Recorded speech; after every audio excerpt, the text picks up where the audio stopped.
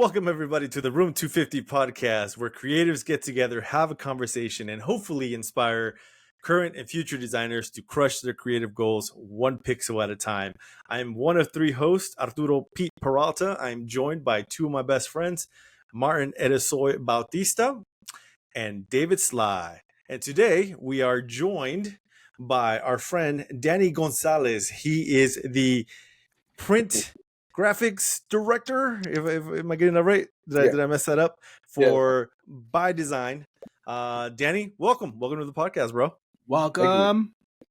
Yes, welcome. Thank you very much. First time I'm meeting him. First timer. Nice meeting you, David. Nice to meet you. We can call me First Sly. things first, how we know what's everyone drinking? Well, I'm still on Padrino right here. Check it out. Hey, So- he actually drinking. brought the bottle. It's gone. I killed it. I killed it with you guys. You alcoholic, man. Every once in a while, you got Fresh can. Is that flavored? Is or is it just... Yeah, passion fruit. Passion fruit. It's freaking smooth, man. You can't even feel the alcohol, which is kind of dangerous, but it's really, really good. Nice. Sly, what are you drinking? Cheers. I'm drinking peach White Claw. White Claw. The White Claw. White Claw. Danny, what about And you? that booty White Claw. Right now, I'm sipping on some Pacifico, Nice. but I'm about to crack this one open. Oh It's yeah, what is Gentleman that? Jack. Is Gentleman that your Jack. drink of choice, Pacifico? As beer, yeah. It's Nice. or Okay. yeah, Corona. You guys can. Have you tried Estrella Jalisco? That Yes. was pretty good. Do you like it? It's good. Yeah, it's pretty Yeah. good. And then Why do you- Soda's pretty good too. I'm showing some love to our local Atomic Duck. Atomic Duck. Nice. Abel nice. Baker. Dude, Can't go super wrong. dope. Super dope. Awesome. Cheers, gentlemen. Cheers to that. Cheers. Yeah. Danny texted me before, and he's like, "Bro, I'm super nervous. I'm gonna cancel on you." And I'm like, I had to talk him off the ledge. And I was like, Need "Dude, some, this is not CNN. This isn't liquid gotcha courage." journalism." You know, It's like, I'm bro, like, I can't handle the stress. So back in 2017, I heard. No, I'm just kidding. Oh shit! Welcome, Danny. Welcome. So, tell us, introduce yourself, brother. Introduce yourself to Yeah. everyone that's listening right now. Like, what? Just tell us a little bit about yourself. All right. Well, my name's Danny, and I've been in the print industry for about 20 years. Nice. Speak up a little bit louder, Doing, please. Offset printing in California, in LA. Oh, nice. And once I got my money up and everything, I had a lot of vacation time, so I'd come up to Vegas a lot. And I fell in love with the city, and then just decided to move to Vegas. It's about Nice. 18 years ago. Damn. Oh shit! Nice. But it was a rough start here because I was new to the city. Nobody was hiring or anything like that, and in printing, or they were paying really low. So I did construction for 4 years while I did Oh, freelance. shit. Yeah, That's rough, So, man. What kind of freelance were you doing? I was doing same thing I did in California. I did business cards, brochures. I still have some clients from California that I would stay connected with and design and just email them and outsource the printing and all that stuff. But, So you were doing graphic design, not specifically print, right? Or are you doing when both? I got here to Vegas, it was really difficult to get into the printing industry here, or marketing or anything like that. So I just opted out to do freelance graphic design. Nice. Nice. Did you look for other design jobs here besides just printing? Yes, I actually applied to a few companies, and I had applied to the Weekly, and Okay. I had 2 interviews with them. Las Vegas One- Weekly? Yes, Oh so shit! it was Bastards. I didn't know. This was 18 years ago, so it was weird. But their offices were awesome. There was gaming rooms and stuff like that, and I was like, oh my god, it's a dream job.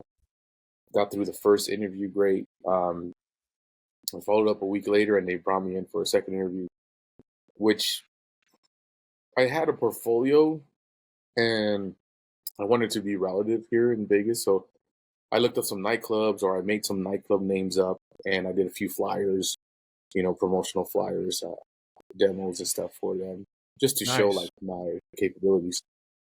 And the guy that was interviewing me, he was pretty much in the verge of just hiring me, and he had his boss come in just to like double check or whatever. And he saw my artwork, and he's like, "Where'd you get this artwork?"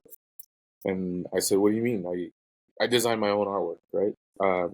He's like, "Well, these are all nightclubs that don't exist." I'm like, "Yeah, well, I'm not using any logos or anything like that from them. I'm pretty much using the logos from the casinos, like the Palms Casino or, MGM." He's like, "Well, you're not authorized to use those logos on." And I'm What the like, fuck? "Okay."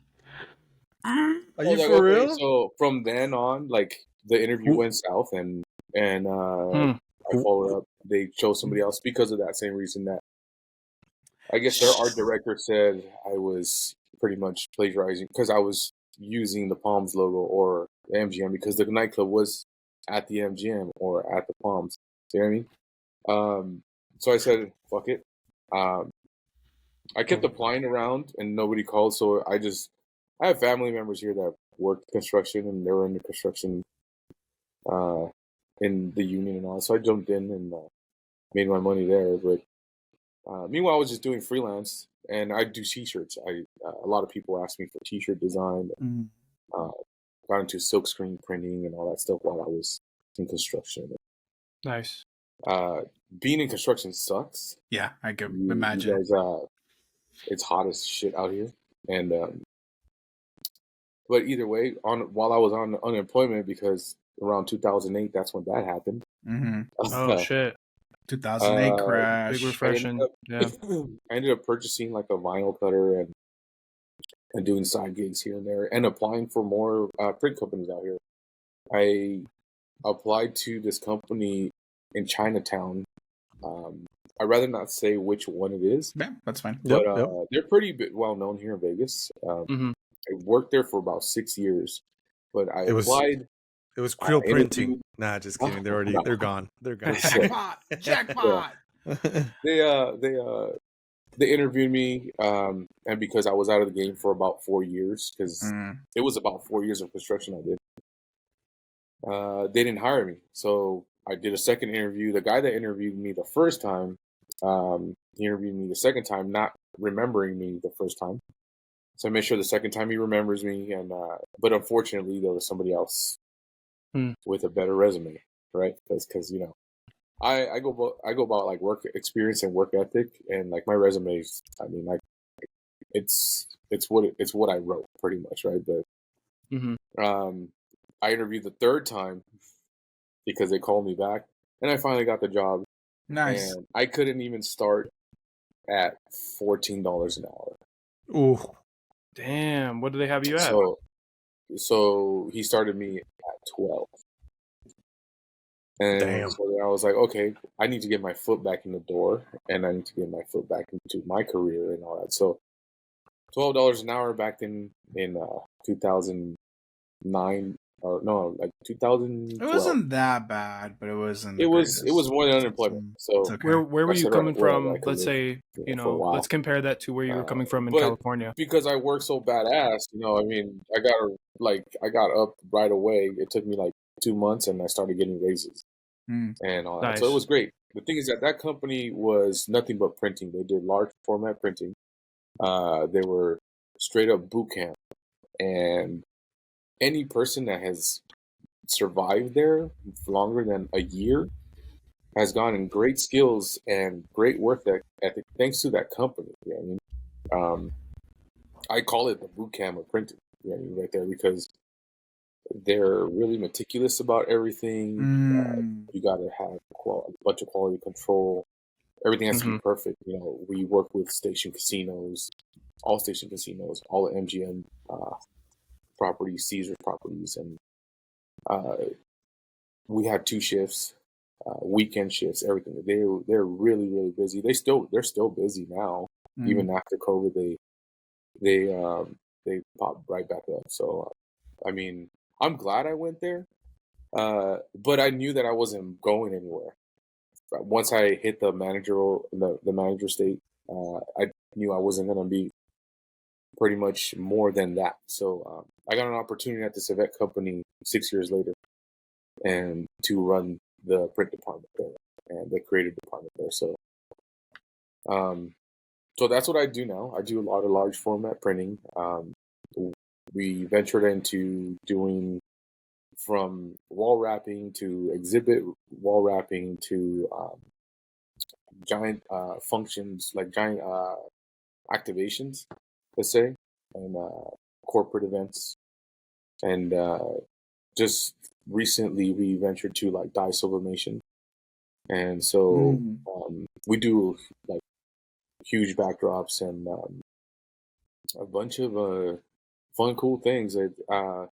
Actually, Arturo worked with us for a while, and you know, he's a great graphic designer, by the way. I always talk about him all the time, and I don't. I'm not trying to stop it, but he's Bruh. All right, but, Don't compliment him too much. His head's gonna blow up. Yeah. The thing is, he knew shit about printing when he got there. Designing, for non-printing purposes, right? Yeah. But so I'm grateful for him because that I had I like educating people, and I'm not really a gatekeeper. Or you know what I mean. So it's like whoever wants to learn from me, I'm always share the knowledge. Nice. Yeah. Which is great, and it also helps me out because I could take a fucking day off. You know what I mean? So yeah, at least that. But yeah. But that's pretty much what I've been doing for the past 6 years, working at the event company.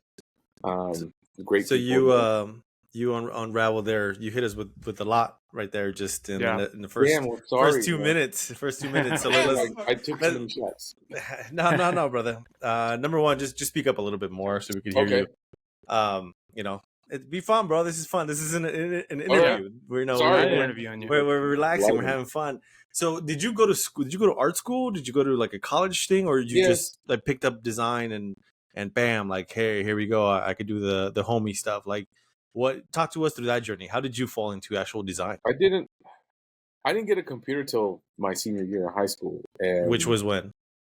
Fuck, really? We gotta say that? Yeah, fuck it. I'm gonna say it. Hey, we need timelines. In the year 2000. I graduated. 2000. Okay, so what was that like? Was it like a Mac or a PC? No, bro. It was a PC, but like what? Like old school? Do you remember these compact?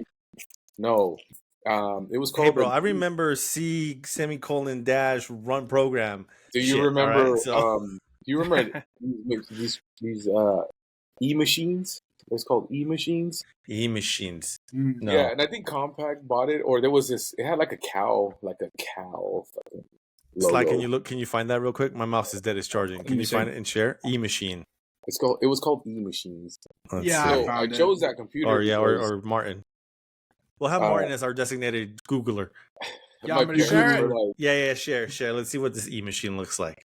I'm interested.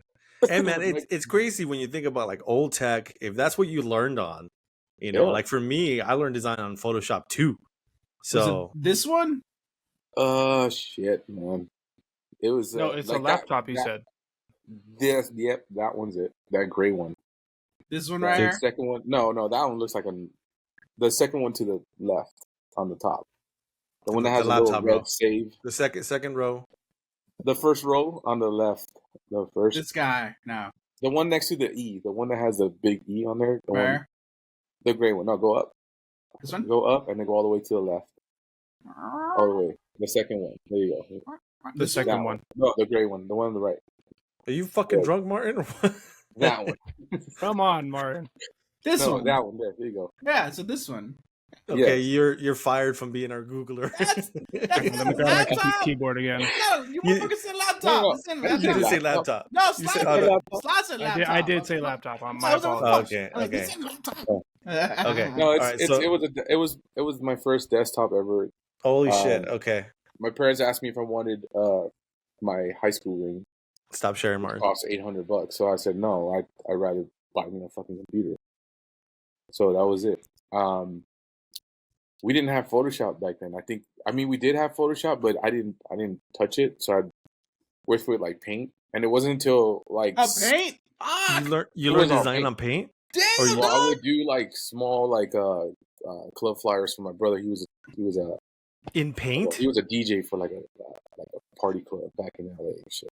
But you did that shit in Paint? In Paint, bro. Damn, Like, fool. What? Man, this shit throws down. Shit. Yeah. It was Did you bad, have like, that mouse props. with the rubber ball? That No, the little no, wee no. wee wee I had No, that we mouse. No, but I mean, it was pretty cool. And then, obviously, going to college, I mean, graduating from high school, like, my parents were like, what are you going to do? And I picked up this stupid brochure, obviously, because, this is the year 2000, you pick up brochures. Hey, people still pick them up, man. Yeah. It's 2024. People still pick up brochures. They do. It was the Art Institute, so I said, all right, I'm going to Art Institute. No. Okay.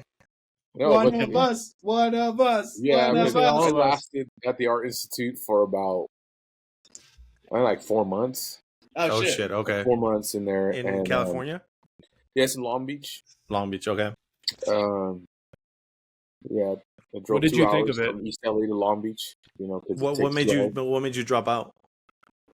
Because it got really expensive, and then I discovered this other college that was right next to it called Brooks College. They were kind of like a art institute, but they did multimedia, graphic design, and interior design, and they did fashion design also. So they had like a fashion design department. That sounds like the school across the highway from the Art Institute also. Now, in 2000, if at AI, what was the tuition rate at that time? It was 18. Oh, at AI, it was 22 grand A year? Yeah. And it would have taken you And 3 years then- or 4 years to graduate? About the So same. it was, and then I was gonna go for the long haul for 4 years. Oh, but I think But, we just lost David Sly. He'll be back. No worries. No, So 4 years. yes, 4 years. Oh, but shit. I didn't- Okay. I said, fuck it, I'm not doing 4 years. So I went to Brooks College and I got my associates there real quick. Okay. And then I said, the thing that with those kind of tech schools, if you're paying like per hour, Mm-hmm. pretty much, and it's hundreds of dollars, and they totally put it and pose it on. They totally tell you, if you miss an hour, you miss a class, you're losing money. But when your fucking professor doesn't show up, that money doesn't come back. You know what I mean? So Yeah. that was one yeah. of the complaints that the students had. So I got lucky because after I graduated, that school was only open for about 5 years, and then they closed. That was it, gone. Okay. Wow. So my credentials. That's crazy though. Still, like close to $90,000 in 2000. That's a lot, man. Because that was the almost. I mean, I got locked in 2000. I think 9 is when I started, or somewhere around there. And yeah, I got locked in at like $91,000 or $97,000 for my tuition. So, I mean, it's crazy that even back then, like AI was like stupid expensive. Like that's I mean, there's a reason why they I mean, I remember those commercials too. Yeah. Those commercials were like all over. Okay, so then you go to there. So you went to the other school to learn design, or yes, to learn graphic design. And that's what you wanted to do, or you just wanted to? I did. I just wanted to make flyers because all I did was see flyers when I was in high school. We did party crew, you know what I mean? So yeah, house parties and stuff like that in the 90s. What flyer in Paint? Which one? Very impressive, by the way. I would, if you have one. I don't. Sometimes I will see if I can get some. My mom still has like my freaking box of flyers that I used to design back in the days. Yeah, I love her mom, bro. Dude, and they're at home. And my parents see if I can pick them up and see if you could get like a picture of one of them. I've seen them like 10 years ago.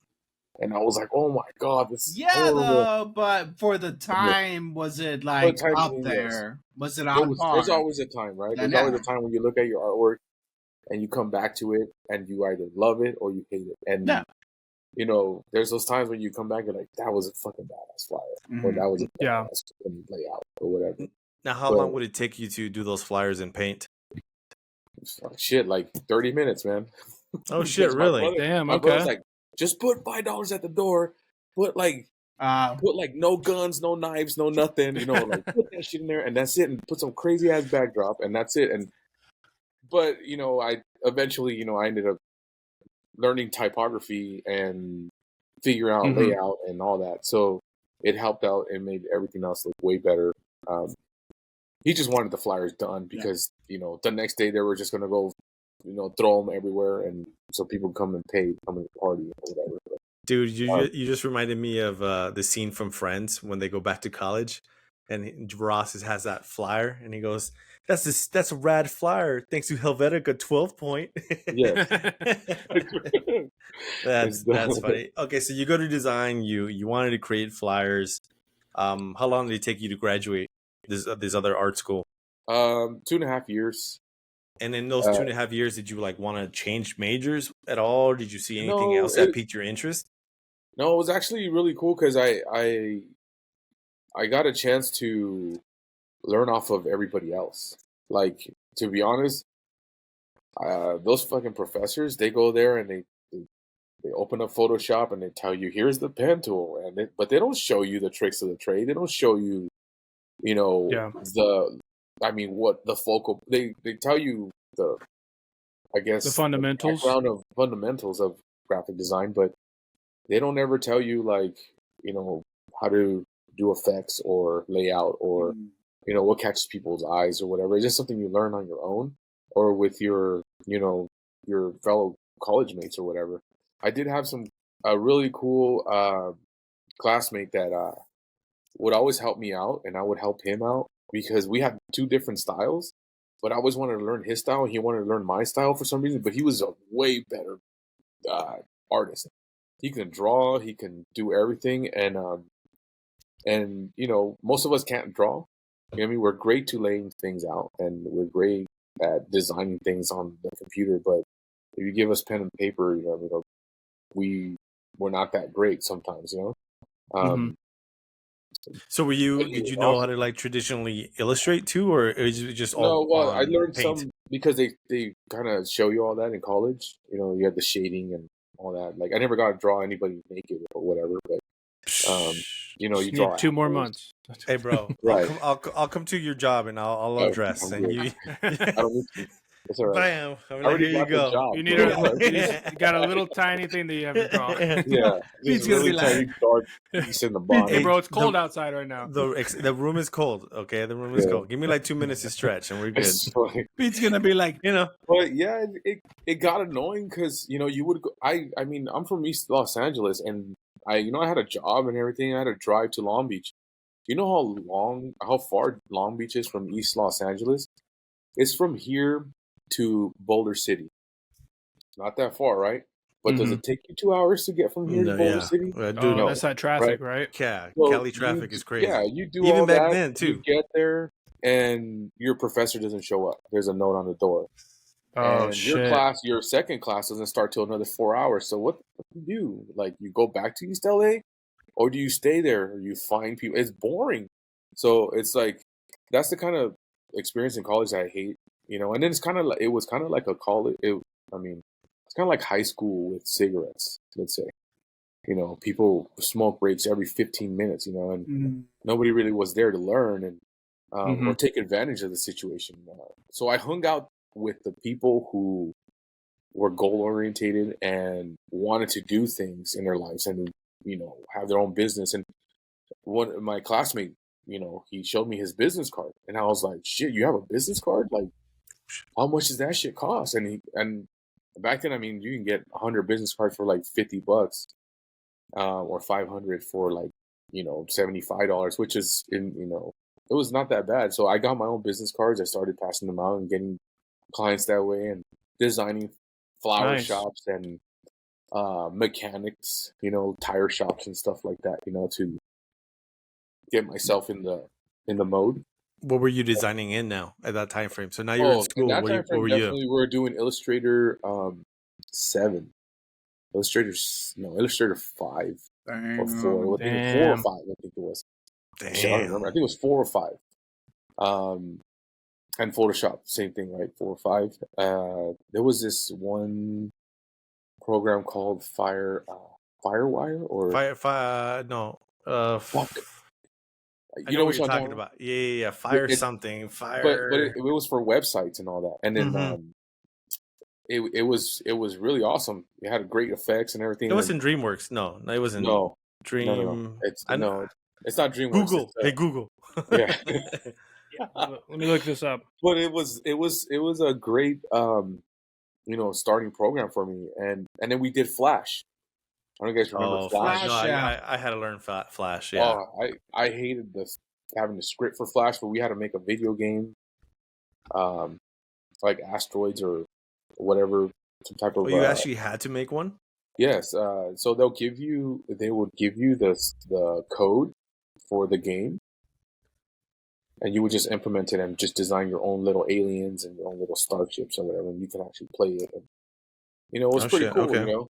A lot of my classmates took advantage of that because they were artists, so they did a lot of animation, and we had to present our portfolio in Flash as well, which was Okay. pretty awesome too. Now, in that time frame, being in school, how were you out like finding these clients? How did you get this business, especially being a student? Sometimes, so when I had my business cards, I just kind of what I'm doing now, but I just go to the floral shops and hand out my hat, and like, if you guys need business cards or flyers, I can make them, and I charge really cheap. I told them like $20. I'll design your flyer, Wow. and then whatever they charge for printing, I would charge that. So I wouldn't care, right? So as long as I would get my portfolio, Getting some experience. yeah, because one of my classmates did the same thing, and he would get like little tiny mom and pop shops, hair salons, barber shops, and stuff like that. So I mean, I'd you do the can't same beat thing. that. $20. Yeah, And they especially were like, you're okay. using Paint. No, well, that's I'm using Photoshop Illustrator. It looks like a kindergartner cool. fucking made it. Yeah, Flowers by it was bad. fucking Julie. Yeah, I didn't even know like how like fonts back then were very hard to get. I mean, you had to purchase like Oh the good yeah, fonts and yeah, all no, that, for but, sure. we Yeah, okay. we Where would would kinda you get just your steal fonts? fonts or download fonts From where? like the Like where would? servers. Just from servers from like the freaking server LimeWire. When we download music, Oh shit! Oh, really? you download fonts and files and stuff like that. I From didn't there know too. that. I didn't know you could do that. Yeah. I only It was read free. I mean, music from there. sometimes it was not a font. It was a virus. Yeah. But, Something Yeah. else. A little something else. Yeah. yeah. Okay, Mama! No problem. I Yeah, killed free, another you know? computer, Mom. real Yeah. quick, Danny, how old are you? I am 42 years old. All right, 42. I'm Yeah. 39. Martin's like 57, and Sly's the youngest one here. I No. turn You're- 33 in a couple days. Yeah, Oh, nice. yeah. So Congrats. we know LimeWire. For those Yeah. those of you I that do know are- LimeWire. Those of Oh, you that are great. really young, that are in their 20s, LimeWire was a downloadable. I was gonna It say was a Napster, torrent. but if they don't know LimeWire, Yeah. they don't know Napster. It was Um, like but- what the Pirate Bay is Yeah. now. and If people know There's that. a Pirate Bay. Oh yes. Yeah. Oh, that's where I used to download fonts from there too. From Mhm. Pirate, Pirate Bay. Bay, yeah. Mhm. It's a And torrent site. then I downloaded Photoshop from there too. Illustrator. Yep. I don't Maya. I don't downloaded know. Maya I from mean, there. Yeah. I don't think I've ever paid for Photoshop or Illustrator. be honest. Is that illegal to say? Not till your I company don't- paid for it. Yeah. My Well, company yeah. no, has we always don't paid pay for for it. it either. Our Yes. companies paid for it. Our Yeah, Yeah. they Yeah. paid for it, or school, or Well, whatever. No one But- here is admitting that they did anything illegal. I have always used legit programs. Legit programs. Wink, Legit. wink. It's Well, always actually, I when they went to personally didn't do it. CC, it was Nah. harder to Oh yeah. like not do the student shit because we would share codes. I remember that. Yeah. Everyone would be like, "Hey, what you got the code?" And I'd have like a sheet of like 28 codes, and one of them would work. One of And when they them went to was always- CC, I was like, "Damn, I gotta pay for this shit." Still paying Yeah. for that damn thing. Yeah. I mean, if you think about it, though, it's fucking bullshit that students have to pay for that shit. They shouldn't have to pay for it. Like Adobe, man. No, fucking they make it should. free. Well, it's all. Students, It was they always should. loaded on the So they should computers have at it. the. That's why it's cheap, though. It's cheap, but they students. Yeah, it well, shows you cheap responsibility, now. bro. I mean, thank God. What is it, like $20 right now? Something 20 like bucks a that. For a month? student 20 bucks version, yeah, it's like $25. That's Yeah, but still a 25 student a should month. be able to afford. Nah, Yeah, bro. I mean, it's not too bad. Learn that teaches you how to be an adult. Learn how to budget. Right. You'll be okay. It's part of your Yeah. craft because in that Shots way, fired. when I don't agree with when that. you become a professional, you know that you got to pay for that shit. Right. Because No, and if it's you're good. It's smart, good to because have if you're it under your smart, name and all that, because it means for your company, you could write that shit off. I think. here here's a tip for me. When you freelance, especially as a student and you're beginning, work that subscription into your invoice. Mm. So then that way the client pays for your subscription for that month. Works. And if it costs you $25 for the subscription, charge $35, and then bam, there you go. Your subscription is paid. Don't charge $20 like me. Yeah, exactly. So Hey, but you were getting the experience, right? You know, Yeah. you were charging $20 and you're getting, you know, multiple clients in multiple different places. So I mean, it's really a give and take. Right. Right. Where I really kind of like blew up a little bit for a while was unfortunately it was like I want to say like obituaries or it's like still design, flyers for people that had passed away. dude. It's still design. You know? That Yeah, we right do those there still. to me, Yeah. it was like I was just weirded out because I would just like constantly, like at least once a week, there was somebody who would come and say, "Can you make me a flyer for one of my relatives that passed away or whatever?" And do Hey, a little brother. card or whatever. There's two guarantees in life: your dog will always love you, and one day you're gonna die. Yeah. So Yeah. that's true. That's spoiler alert. We all die. Yeah. So Wait, question like for all of us: who here has done that type of flyer? I have. I've done I mean, a we have to poster. do them. Those who Yeah, we've have done them then. Cheers. Yeah, Yeah. we've all touched Yeah. that. Cheers. The designers are eventually gonna have to do one. Yep. So No, I actually did that Yeah, for. you know what? Like, you know what's weird? I've done it, and I printed pictures for like family members that have passed away, and it sucks. Like while you're printing it, because like recently, I mean not recently, but a couple years, I lost a cousin, and then 3 years before that, I lost his brother, and I'm printing these images, and it sucks because you're seeing them. Yeah. And every 5 minutes, people pass by and like, "Oh, who's that?" And I have to explain. So, like, that's the part that sucks. When it's for somebody else, it doesn't hit really hard, but you kind of have that empathy for that person, and that's something that you can express in your design. Always like when I was doing house flyers, I listened to house music. When I was doing, everything that was nightclub or whatever, I would always listen to the music that would play because it got me in the mood. You know what I mean? So it got me into that creative, workflow or whatever it was. You know what I mean? But what kind of music do you listen to for like a Mexican ice cream shop? The fucking some chente. That's what you listen to. Some corridos. Some tucanes de Tijuana, right there. Yeah. Yeah, that's true. Yeah, but college was cool. I mean, I got portfolio night was right before graduation, and that night I got 3 offers. Damn. From people that walked up, and because the people that I hung out, we had the best portfolios. We didn't have the same portfolio as everybody in the class that was graduating. Do you still have that portfolio? portfolio? You guys experienced, they were just showing everything that they did throughout their years in college, which looks similar to the next one. So everything that I experienced by doing my business cards and doing side jobs and all that, I had a chance to show all that instead of the standard school. No, that's awesome. Do you still have that portfolio or no? Somewhere? It's at my mom's house. You should look back at it. You should look back at that. It's bad too. It's really bad. Like CD covers and shit like that. Like really, like Mozart CD cover. You know what I mean? Like how cool would that be? One good thing though that like happened to me in college was we had to choose a project, and it was between you go to the aquarium and you make a billboard for the aquarium, or you go to the Latino History Museum, which is in Long Beach also, and you go experience that, and then you do a billboard for that, or you do a billboard for a local rock radio station like K-Rock. I don't know if you guys are from California or if you guys ever heard that, but K-Rock was like the comp 92.3 here in Vegas. Oh, okay. Okay. Nice. I wanted to do that, but something told me go do fucking Mexican heritage Italian. And I did, and they were having a movie, a theater week or whatever. and I made my billboard with color pencil. The good thing that I did, the smartest thing I did was I typed out, pretty much I laid out my billboard in the computer with the font and everything, and I printed the font to that size, and I traced the font, on the color pencil, because I don't know how to draw, but I kind of know how to draw, and I drew everything on color pencil because the assignment was draw a billboard on a color pencil, and you can't print it, pretty much, right? Yeah. So I did that. So my typography was awesome, and the layout that I did for the billboard was great. And so it kind of looked like an actual billboard for that museum. Nice. That's awesome. That's And awesome, bro.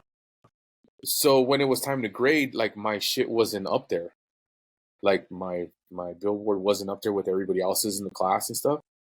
And after class, like I asked the professor, I go, hey, like, where's mine? Like, you forgot me. Like, you showed everybody's and you criticized everybody's. Well, mostly. I mean, there was a couple people in the class that didn't have theirs up there either. And he's like, oh, yours is downstairs by the main building in the display, because those are the ones that get up there. And Hell yeah. and those are the ones that get A's. I was like, no way. And yeah, they had it in the display case. So the next class that comes in can see the previous classes, like artwork, and they display it for a year, so it shows everybody else like the potential. That was like one of my proudest moments in college, and I could say like that gave me the confidence to say like, yeah, I could do some shit out here. You know what I mean? I could design. You know what I mean? Bro, but welcome to the club, bro. Welcome to the club. Yeah. just The inspired display the case shit club. out of us. Yeah. So I mean, you guys see some cool shit out there, and I'm pretty sure you admire shit, and you see billboards all the time, or you see some street art, and you're like, fuck, that shit's fucking cool. Like, that's cool. That's something that like that us designers, like, we thrive for that. Like, yeah, we love the money too, it's fucking awesome, but Of course. that is like a really like strong reward, because it's like it's something that's like stapled in your mind and your heart, shit like that, because Yeah. you can talk I about want to it, create that. Yeah, that's awesome. Hey, dude. I mean, Sly over here, he's the creative director for the Review Journal. His stuff gets seen by hundreds of thousands of people. Yeah. Martin over here too, he's the lead creative for his agency. Thousands of fucking people see his stuff. I'm the art director for a magazine. I get to create something every 2 weeks, and 700,000 people. Yeah, a bunch of tourists see that shit. So it's awesome. It's a good feeling, when for a fact that your publication or your artwork is being seen by thousands of eyeballs.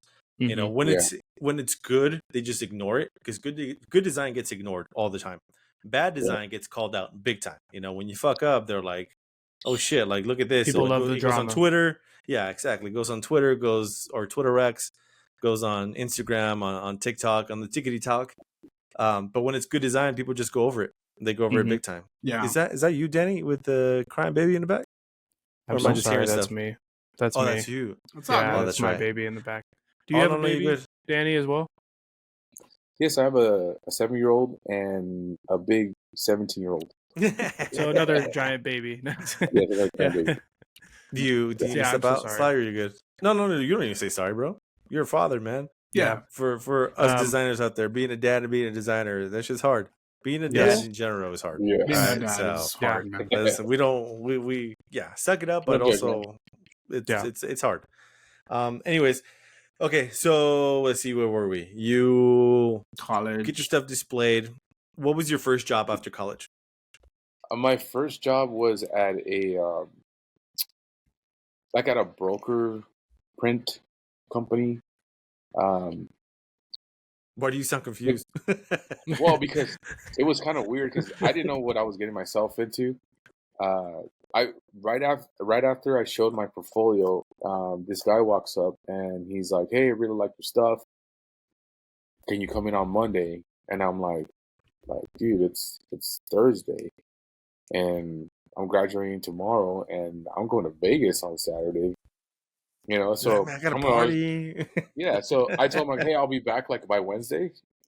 He's like, all right, I'll wait. So Wednesday, I called him back, but I mean, I kid you not, on Friday after graduation, I was getting phone calls from other companies to see if I can interview with them because they saw it. So I had like 3 offers. Um, How but did you besides feel that guy, he graduating right there at that moment and then getting, a job offer like that?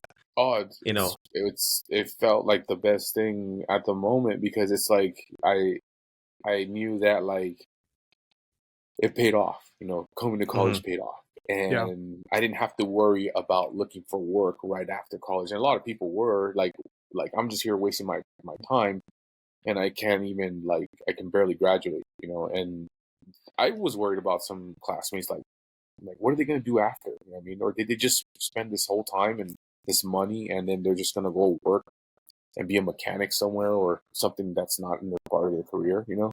Yeah. was there So anyone in your graduating class that went off and like did something major? yes, the guy that I used to kick it with, he ended up becoming. There was this. I don't know if you guys ever knew this guy.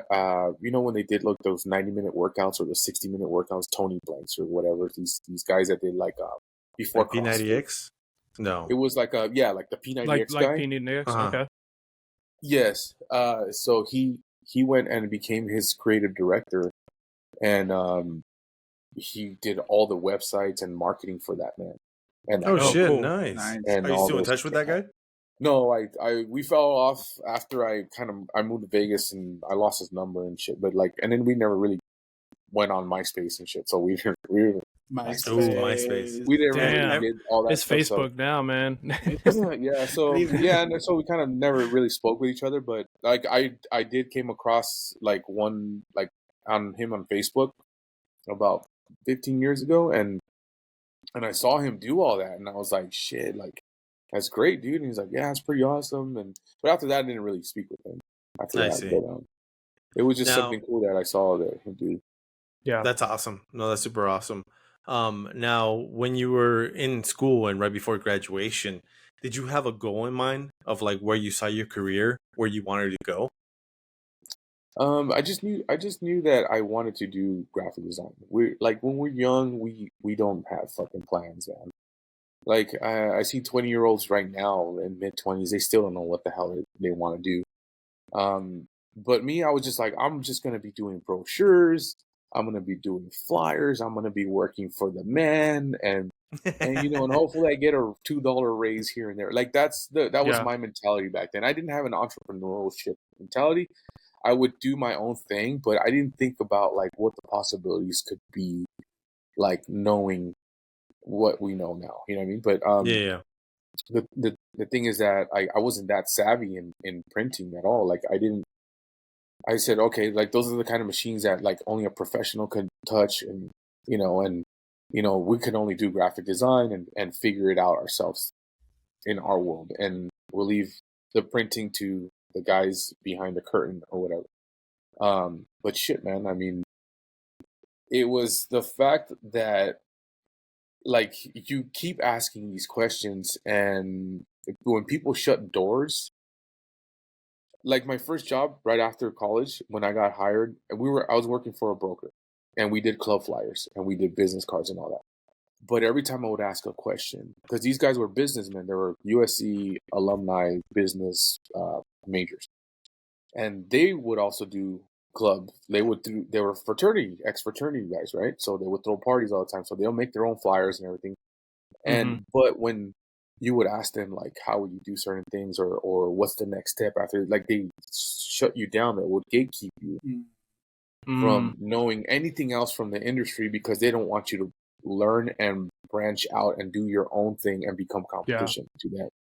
So there was these little mom and pop brokers around LA that all they would do was collect gang runs of business cards and club flyers, 5,000 card stock quantities a week. I'm talking about $1,300 runs that would make you $5,000 profit per run.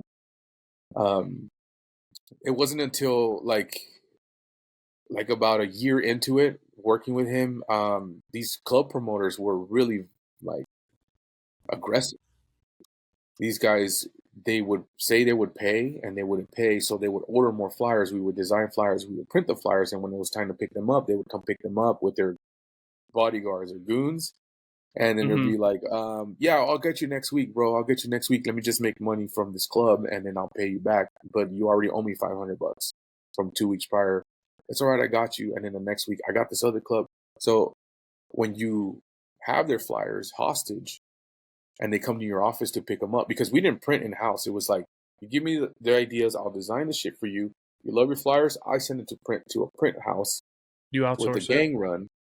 And then when it comes back all chopped up in boxes and everything and ready for you to come get, you need to pay. So they wouldn't pay, and they had to promote. So they would lose a lot of money, so they would threaten people.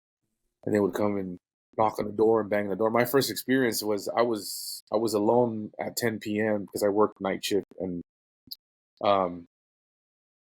this guy's banging at the door, and I'm not supposed to open the door. We're in a freaking 20-story building out in Hawthorne by Manhattan Beach somewhere, and it's a doctor's office that we're in, and these guys are just banging on the door, open the door, and so I call my boss. I'm like, hey, these guys are banging on the door.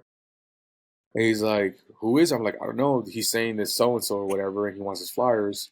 So he's like, oh, yeah, he owes me money, so tell him to come back tomorrow. So I told him, like, through the door, hey, come back tomorrow, because he's like, no, and he's threatening me to come back with a gun and all kinds of shit. So I call my boss and I'm like, hey, these guys really want their flyers, and they're threatening me that they're going to break the door down and shoot me for these fucking flyers. Like, what did I get myself into, man? Gangsta graphic designer over here. Like, Ron, how much were they paying you? Fuck that shit. How much were they paying you to get that? I was getting paid $14 an hour. No mama's way. In the year 2000. In the year 2000. $14 an hour was like $18-20 bucks right now. Shot for that. It's like straight right. So I graphic design over here. So then I opened the door. They were gone. I looked at the peephole. They were gone. So I put the fucking flyers outside in the hallway and shit, you know. And closed the door. Sure enough, they came back and they took them. And the next day, I told my boss, I go, hey, bro, like I really like doing this, but I don't want to get shot over paper and ink, bro. Like, it's fucking pathetic. You know, especially if they owe you money, and like, you know, it's like, well, they owe us money. I'm like, no, they owe you money. Not me. You still owe me money. So, and so yeah, so there was a couple altercations throughout those couple of years that I worked for the guy. But other than that, it's great. You meet a lot of people. You meet some crazy ass people, man. Some crazy ass club promoters, and I know in the printing industry, like everybody wants something printed. Everybody loves the print. Everybody wants the artwork. So not everybody's nice. Not everybody's cool. You know what I mean? But you meet those like really aggressive ass, possessive ass clients that like, this is my flyer. This is my artwork. Like, make sure you move a little bit tight to the left, like right there, perfect, like right there, man. And then they call it their design, bro. Yeah. They claim it. They own it. They literally in front of you will tell somebody else, yeah, this is my design. I designed it. And, you know, like, cool, no credit. Cool, I'm right here behind you. Narcissist, man. Narcissist. Yeah, shit like that. But I got out of there quick, and I ended up working for the print house that we used to go print at. You know what I mean? So how did you get that? How did you segue to that print house? Well, we got this. We ended up using. So we were a broker. So people would come in, and I had other graphic designers come in and say, "Hey, I got 10 business cards because he has 10 clients. Can you put them on your run this week?" And I'll say, "Yeah." So I put them in the run. So the run is like, the sheet is 36 by 24, and how many business cards you can put in that sheet or flyers or whatever. They will print 5,000 sheets of that, and that'll cost $1,300. So if you can get in the run, if we have space left, I'd call people like, hey, I got a space for 2 flyers and a business card. You got anything? And they'll send it to me, and I'll give it to them at like a cheap price or whatever, right? Once you get that, you send it to the big print house, which prints offset printing. And this company that I ended up working for is called Next Day Flyers in California, in LA. A really cool company to work for, probably one of the best companies I worked for. But literally, if you can get it before 12, it'd be done the next day, 7 a.m., done, cut for you and everything. So it would be an advantage for us because clientele would come in and next day and we'd be able to charge rush fees and shit like that. So I ended up knowing the CEO of that company, and because he'd see me there every other day, because every other day we'd send a gang run. Mhm. And I got really cool with him, and I just told him one day, like, so what, when are you going to hire me, David? And he's like, really? Like, you want a job here? Like, is Victor going to be cool with that shit? Like, my boss? And I was like, Yeah. to be honest, I'm going to be cool with it because I want to learn. Like, he's not my daddy, you know what I mean? But, you know, I had to move on. Like, I couldn't just stay there. Yeah. I wanted to actually work where they were at. He's like, bro, if I'm not gonna get shot at, you know. Oh, Yeah. yeah. This is a company, you know what I mean? You got people coming with guns here? Because I want to Yeah, exactly, right? It's funny because I tell that story all the time, and it's just hilarious every time. It's just, Bro, I've it's known you great. for a few years. You've never told me that story. Oh, That's it's fucking because, crazy. you know, I never really got a chance to get deep with you, bro. Like we bullshit and all that, but we never. I never Get really deep with like, you, talked to you about Pete. your. Hella You deep. know what I mean, never really, you know, Buy me a go drink history first, with bro. you. But it was great, you know. I mean, it was great working there. And then from there I moved to Vegas, but that's how I transitioned from there. But I didn't really get into large format till I moved to Vegas. Now, And what made you move to Vegas? Actually, were you married already, or you just? no, the fact of the matter that company it paid well. I was making $20 an hour. Oh, that's a good increase. You went from 14 to 20. Damn. Yeah, it was $20 an hour. I was making really good money, and I was saving my money. So it gave me the opportunity to be able to drive to Vegas on the weekends. You know what I mean? Maybe once or twice a month. And I have relatives that live here, and we just, you know, they'll show me around everything, and everything was pretty much fairly cheap here. Like, I mean, fuck, you can get a 3-bedroom apartment for $800, you know, or $750, you know, if you wanted to. So I said, well, you know, maybe you should move out here, and I did, thinking that like Vegas was kind of like LA, but it was pretty scarce. People weren't hiring much for print shop. I mean, mom and pop shops or big shops, they weren't really paying. They wanted to pay $10, $8 an hour and shit like that. And I had money saved up to live here. I said, all right, well, I'm going to give it a year. I could literally live a year without working, but who wants to do that shit, right? Yeah. Yeah. But let me try it out. And if not, you know, I'd come back to LA or whatever. But it worked out. I ended up not going into printing right away. And as soon as I stepped back into printing, it was like riding a bike. I mean, it was great. I still did freelance, so I wasn't that rusty. I just had to learn new things. I had to learn pretty much everything that Arturo had to learn with me, because, you know, there's certain methods to that kind of printing. Large format printing is a whole different animal than offset. You know what I mean, the resolution and, you know, the specs and everything that requires for large format printing is sometimes it could be really simple, and sometimes it's more tedious than offset printing. Offset printing is just like go, get it out. Yeah. You know what I mean? UV coat this and spot UV this, and then when you get to large format, you know, you start learning like shit like what the fuck's a fiducial? I was about to say that. I mean, so you've been pretty much printing your entire career. Like, yeah. you've been the print man. So is there anything, like, do you feel yourself that you're pretty knowledgeable about print in general? Like, you could answer almost any kind of question. Well, it just depends on the situation. I usually get curveballs on like people wanting to wrap certain things or keep things like print for something that's like weird that you want to wrap, and now you have to figure out what kind of material you're using.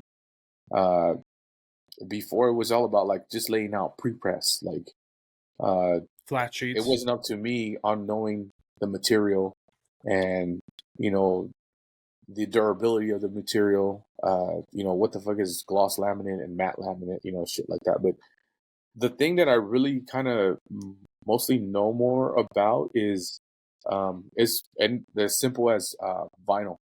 Pretty much vinyl, anything that has to do with stickers and wrapping things.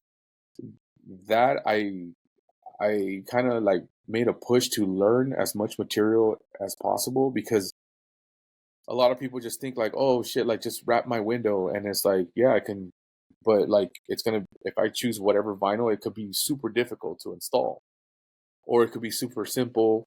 The color the color's affected on whatever kind of material you're using, and the sun could but burn it out. like, And using the vinyl, like anything like window perforation and car wrapping and what it takes. Like I worked for a car wrapping company here in Vegas as well, so that really helped me out a lot, because I'd be investigating. As soon as I was done, I was saving, and that's just taking 5 minutes. I'm in the warehouse with the installers, like, so how do you do that? So what about this? What happens when this? And you're applying heat now. Like, what does that affect? How does that affect the vinyl? You know what I mean? Shit like that. And what is that? Is that like, what do you mean knifeless tape? Like, what the fuck is that? Like, so What is what? What is what? Like knifeless tape. You know what I mean? What is that? It's a tape, a really thin tape with a really thin string inside. They do it all the time. The shit that you would see like in Orange County choppers and shit like that, like when they would do painting and they do the whole tape thing. Oh yeah. Okay. So then you wonder like, okay, they're masking everything, but then they're ripping off the flame, and you're like, how the fuck they do that? That's how they do stripes on cars. They run the tape, they run the lines, they measure everything, then they run the vinyl, and then they pull the string, and the string cuts the vinyl. Or you can do a flame in the tape. You can do a flame. You could run a piece of vinyl on top, and then you start peeling that off. You start peeling the string, and the string cuts the vinyl into that shape. So like things like that, where I was like, wow, that's amazing. Like, there's an artist that does that. Now that makes sense. There's an artist who does a canvas, and he paints it like gold and black, and then he fucking rips the paint, and you see like it, like the gold's like a sparkle, like a paint lines, drip. Yeah, like perfect lines. And I'm like, oh, is that just like regular fucking like blue tape or like art tape? But now that makes sense. Gotcha. Yeah. Because I always thought that effect was super fucking rad. But I'm like, how the fuck do you pull that off? Interesting. Okay. That was things like that, and how to apply the actual vinyl, and what kind of vinyl do you apply to a car? Yeah. I mean, like, I don't know. You tell me. People could just be like, oh, I just want car wrap, and you're like, okay, well, it depends. You want it colored or you want it printed, and the printed one, like, which one do you go with? And then you start. Let me get the cheapest one. Right. Let's get the cheapest one, because that's what I can afford, right? Yeah. And it's the hardest to install. It's the most difficult one to install. So now you're spending hours fucking it up and saying, oh shit, I gotta reprint this, or you're fixing it and heating it and pulling it. So you should have bought the other roll that was $200 more, and you would have been done with your job a long time ago. And then people wonder why it costs so much. People wonder why, like, it's so expensive. Well, it's not for you. It's for those who want to, like, spend the money to get it done, like, right. Wrap their vehicle or their van or their business. You know what I mean? It's for promotion. And what they don't understand is sometimes, I mean, the people do understand, but the ones that do have it, they do understand that if I wrap my van with my logo and my information, I'm going to get attention. I'm going to get more money off of that. It's like a rolling flyer. Yeah. So there's a lot of people that do invest in their vehicles and their fleets and all that. And it's awesome. You know what I mean? It's awesome. It's great if you ever close something like that, like you're golden. I mean, that could be your whole year right there if you close a fleet. I mean, a plumbing company, here in Vegas that has, 20 vans or 20 trucks and all that shit. And at $5,000 a truck, profit is like $3,000, so you're doing a lot of quality, high-end quality things for the right price. It's that like helps me educate other people with why it costs so much sometimes. I mean, it's not so much there's gougers out there. There's designers, and there's printers out there that do gouge, and they take advantage of the people who are not knowledgeable or who just have the money and they just want whatever they need, and then they go. But they don't educate the client. They don't help out the client, because I to be honest, I don't know why. Because you help them out, they'll come back, or they'll recommend. You know what I mean, that's always one of the best things to do, is to help your client out and make them feel that they got what they deserved. You know what I mean? They got what they paid for. You know what I mean? And that they didn't feel like they got ripped off. Right. Yeah. Nobody ever wants to go back to the mechanic that rips them off. You know what I mean? Oh yeah. But yeah, like that's one of the strongest points that I have is like on vinyl, because I do a lot of how do you say what do you call like, not investigate, but I do a lot of research on vinyl. Yes. Okay. Sorry. Cheers. Cheers. Yes. Cheers. Yeah. On But- that note, yeah. I'm gonna go get another one. Yeah, So yeah, I get shall it, be dog. right back. Okay. So, when was it? Because I feel like you now mainly focus on print, right? Not so much graphic design. Right. I don't focus much on graphic design unless it's something that I need to provide for my personal clients. When did you decide in your career that you're like, you know what, I love graphic design, but print is special to me, and that's where I want to be? And what was it? Like, what made you decide, like, I'll do design, like, kind of like a hobby, but I want to focus on print 100%? Because print makes money, bro. Print makes money. You print money pretty much. Yeah. And you see the results. You know, sometimes I mean, you go back and you think about, like, I have all this knowledge, but I'm still getting a paycheck, and you want to convert that into your own type of money. You know what I mean? So even though you still have your steady paycheck, you still want to have something that your own, call it your own company. You know what I mean? I still do graphic design to stay current. Yeah. And also to take care of my clients, because I do have my own clients. Aside from my job or whatever, I do have my own clients, and I never really mix my clients with my work. Yeah. I don't ever print at my job for my clients. Yeah, don't poop your eat. Do you It's try something to yeah, exactly. like Don't shit make where sure to you go eat, somewhere you know what I else? mean? Right. Yeah. I do work with somebody else that has printers and stuff like that I can outsource to. Obviously, business cards and flyers and cards, anything cardstock, I purchase online. No. You can order it through many websites online. There's tons and tons of websites online that print online, that print for you. You just upload the files, and then they ship it straight to your client, which is awesome, or to you, and you deliver it to your client. But I don't like to mix that because I don't want to get fired.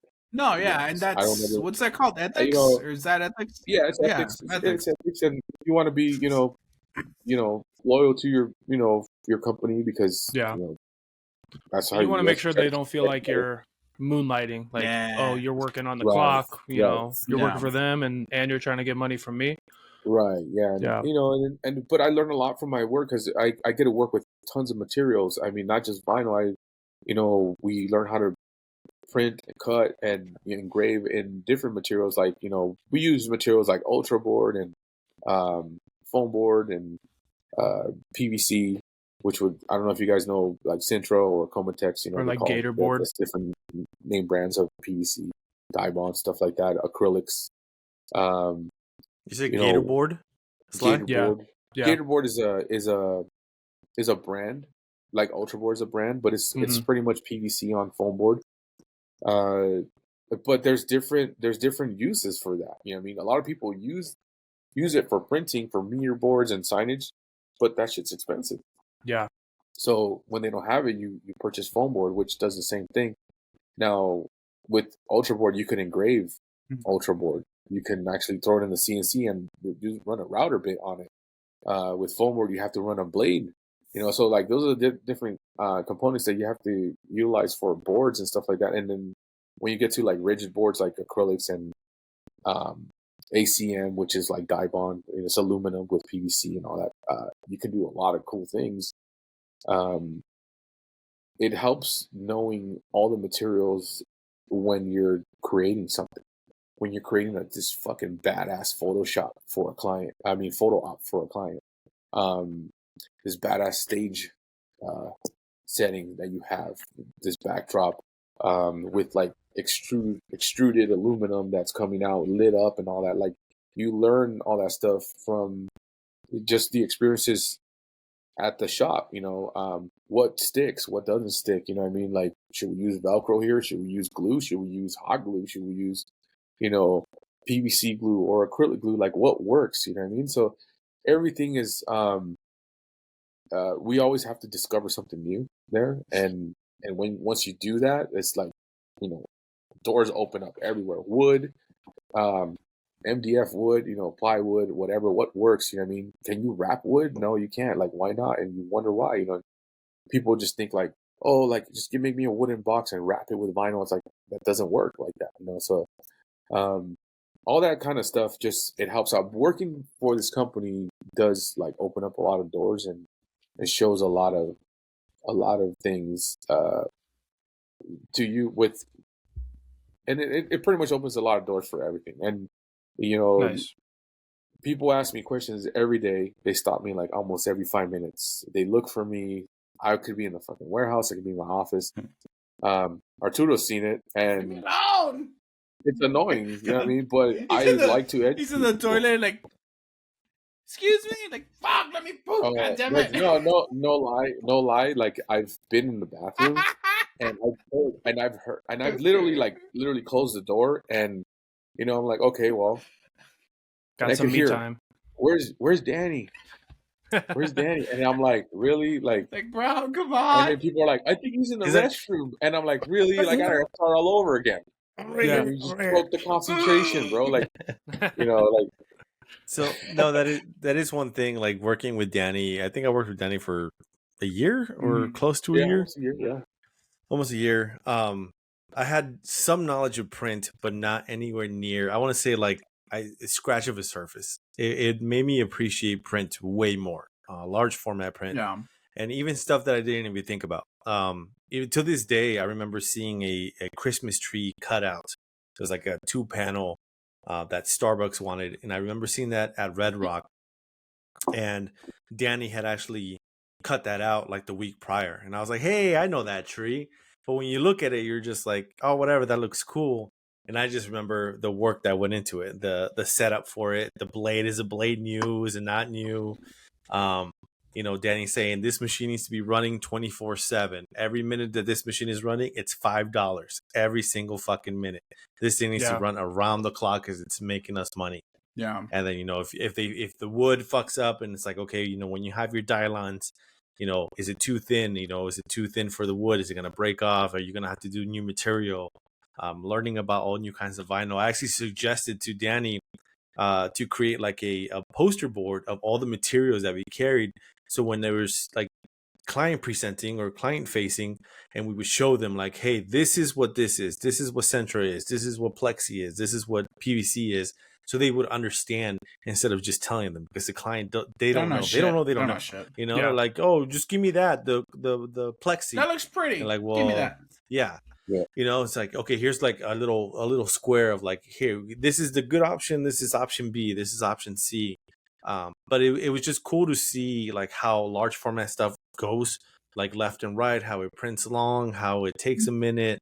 For those of you listening, if you could comment below, or either on Instagram or YouTube, wherever this might be right now, if you could tell us what a fiducio, right? Is that right? Fiducio?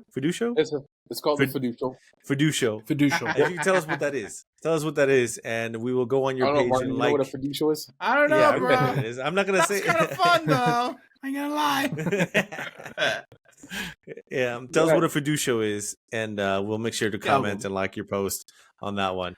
So when I lived with me and P were roommates, and he was working where you were working at when we were roommates, and he would always come home and be like, bro, our print guy is fucking dope. He's so fucking knowledgeable. I never met somebody so knowledgeable in print. I remember having those talks with him about you, and I never met you. And Oh, cool. I asked him for some I needed some signage done for work, and then two different things. And I could tell that you have like very high work ethics, because the shit I gave you was like literally last minute, and it got printed. A lot of both things that I sent you, like I needed them like ASAP, and you took your time, and not in a good way. Like you looked at it, and then it was back. It looked great, amazing, and I was like super happy with it. So I know that you have good work ethics, and that's pretty fucking awesome, dude. No, dude, Danny's a man, dude. He has saved me on a few projects, and he's printed a few like personal projects for me. Dude, Danny came to my house and helped me wrap my kids, the nursery, the wallpaper that the wife. Oh, nice. Okay. I tried to do it and it fucking looked terrible, and I'm like, Danny, help me, bro. Like I got you. And yep, he came over. He's fucking with his torch, and he's like, fucking doing his shit. Like, and you bought the cheapest vinyl. That's why. No, it's actually good vinyl. Yeah, it's actually really good vinyl. Okay. Yeah, those 3M vinyl. Okay, nice. Yeah, and I mean, he did did it. Know the digits. So if you guys ever venture out to like car wrap design and all that shit, and it's good to know your 3M versions and your Avery versions of vinyl. So what's a shitty vinyl? Yeah, the shitty. I mean, what's the shitty vinyl? Yeah, what is a shitty vinyl? 1M. Well, no. 1M. I mean, there's some really good vinyls out there that are very, very inexpensive. Like there's house vinyls. Like there's a company called Glance and Sons, and they sell like this vinyl called B Print Air, and that's their house vinyl. But it has really good air regress, which like no bubbles. Oh, nice. You guys can squeegee it out. Like if you never installed vinyl, you can do that. But it's really tacky, so it leaves like residue if you leave it on something. But if it's for permanent stuff, like it's great. It's really, really expensive. You're talking about like maybe 16 cents a square foot. Oh, nice. Oh wow. Maybe 9 cents a square foot. Then you have like general formulations. That's like your next economical, but really good vinyl as well. There's like this vinyl, like they're pretty much all good, to be honest. It's just you can tell. I mean, obviously, the more expensive they are, the better they are, and this is kind of true for vinyls. The more expensive it is, the better it is, and that's the reason why. And you can't go bad with 3M, and you can't go bad with Avery. Avery's probably one of the most expensive vinyls that you can purchase, but they are probably the best or one of the best vinyls out there. They're right there head and head with 3M or a little bit up.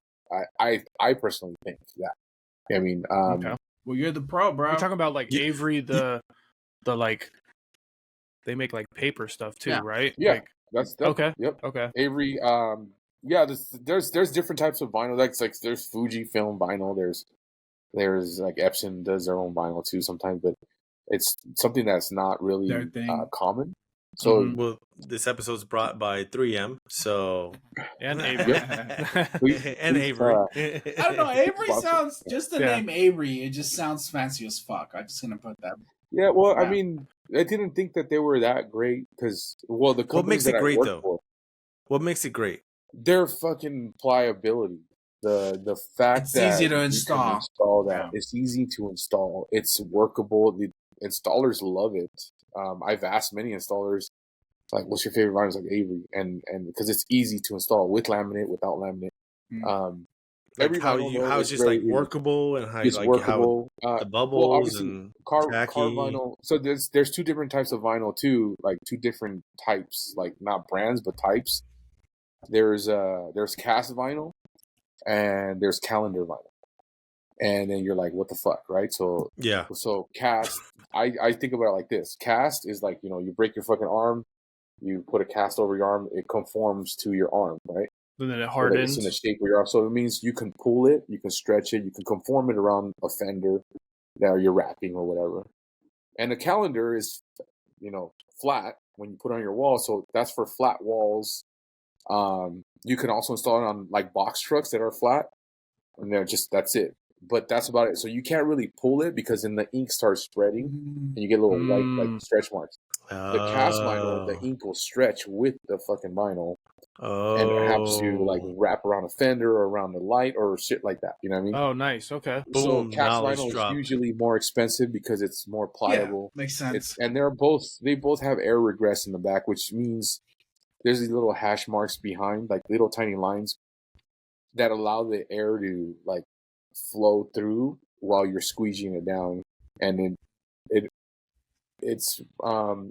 removes every like bubble that you can squeegee out. It's Okay. easy like that. There's some vinyls that don't have that shit, and you have to apply it with water. You know what I mean? So Oh, okay. you have to So you squeeze spray out it the down water. and then you put it Spray it down. down. Yep. Like colored vinyl, anything that's colored, anything that's black, white, blue, orange, whatever, all that color, that shit has no air regress. So you have to spray water, unless it's a small decal you put in the back of your car. Mm. You know what I mean? Do you have those decals by any way, Arturo? You have like a baby on board and shit. No, the no, family. I don't have You any got of the that. rifles and shit, like Nah. the big rifle, the little rifles. Actually, You know? I have a monkey one in my car. I Oh, yeah. do have that. Yeah. So So like those white vinyls you see in the back of the cars and stuff Yeah. like that, that's colored vinyl, and that has no. I mean, it's easy to That's put like- on, so it's Which you can get on like the Cricket, right? right. that. Yeah. Stuff you can get at the now, Yeah. now, what's a big like misunderstanding or misconception or misinformation about like large format printing, or just printing in general? Like, what have you heard or read, or that's just like people assume, and you're like, nah, that's completely wrong. That is that you can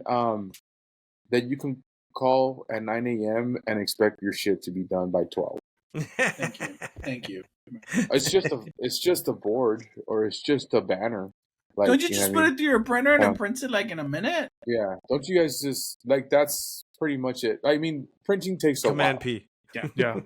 Printing takes a minute. You know what I mean? It's not a laser printer, a Xerox No. printer, or whatever. Mhm. It takes a while. You know what I mean? These There's also printers, they setup. print quality because it takes a while. You know what I mean? And, Yeah.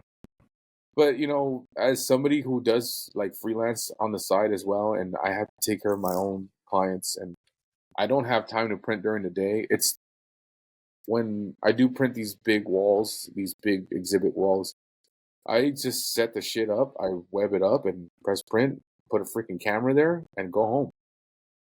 And let the machines working for you. Yeah. I mean, obviously, me persino, shit like that, and hopefully there's not a head rub and the shit gets fucked up in the middle of the night. And I start over. Now, explain that a head rub. Explain that. Oh. Head rub is when everything's going good, and for some reason the vinyl decides to just lift up a tiny bit, and then here comes the head from your printer and just scrapes it. You just get some lines, right? It just wipes on the vinyl. Mhm. And then it keeps printing, but now your print is not clean. There's lines and shit in it because the heads got dirty. So you guys have a printer at home, right? Like a little inkjet printer that you Yeah. guys change the cartridge to? Yeah. When you pull out the inkjet cartridge, you'll see the little aluminum strip where the ink's coming out. That's like Mhm. your head, right?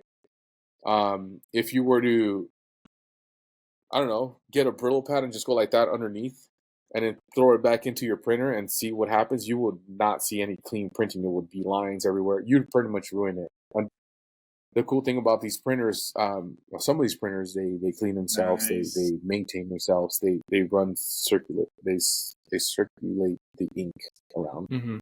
Obviously, you have to do manual maintenance and all that shit, but it helps out when the machine does its routine and it keeps the heads clean and all that. And in between prints, like, it could be 2 hours of printing and it'll just stop by itself.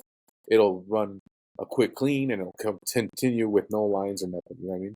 Nice. So like these new modern printers, they're way easier. They're user friendly.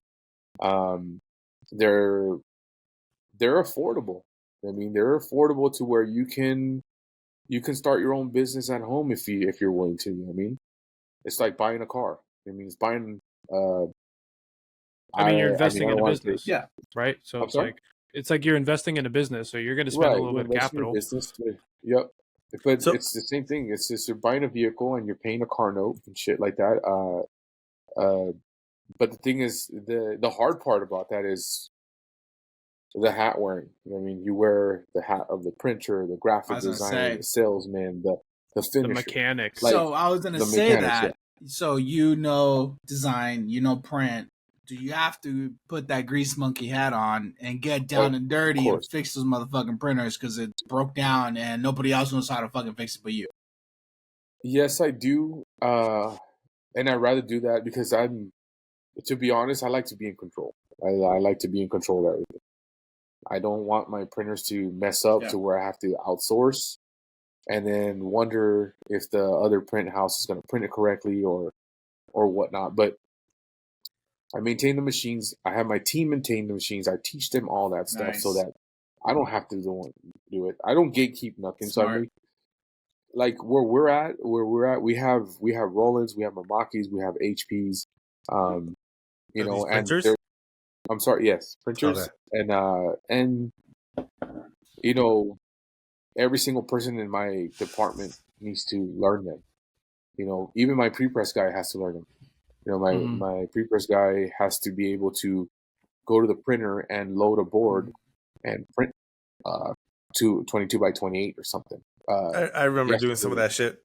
Yes, and I was teaching him because, you know, like I rather show him and not have to do it for him because, and then right there it also helps me figure out who has great work ethic and who just wants to like be lazy and shit. You know what I mean? Every single person in my team is willing and wanting to learn, and they're fucking cool as shit. Like they want to learn, and I'm willing to show them. Yeah. You know, there's people in there that come in there and, hey, you know, like I want to be in your department. You know, how can I get in your department? Cool. I throw them in there. I never throw them on a RIP. A RIP station is a program that where you set up your files to send it to the printer. Yeah. I never throw them on the machine. I always throw them on the finishing table first. I want to see how you cut. I want to see how you laminate. I want to see how you squeegee shit on, how you trim. Like, can you even hold the fucking blade or you're just like this and nervous? Trimming a fucking board, you're scared to get cut. Like, things like that. People, like, you can get some big manly dudes and they don't know how to hold the blade, you know? And how often you getting cut? Them and everything. You get cut a lot? No, he actually lost a finger. Like, when he was there, he did some changes. Like I mean, we're all getting fat and shit, and this motherfucker comes in all fit and. I know, dude. All day, every day. This is all Pete does. These are the fucking push-ups at Trop. Literally. Push-up. There you go. He's doing push-ups. Push-up competition. He's like telling everybody, like, hey, you know, like, let's see who could do the most push-ups at the end of the fucking week. And he had some guys going. He had some dude going. He no longer works there, but he had some dude going so much that he was like, hey, check it out. You know, hey, check it out. Like, here's 10 more. Here's 20 more. And he just going to jog down on the board. And, like, it was like 2 weeks. It must have been like 2 weeks of all that shit. This motherfucker grew pecs.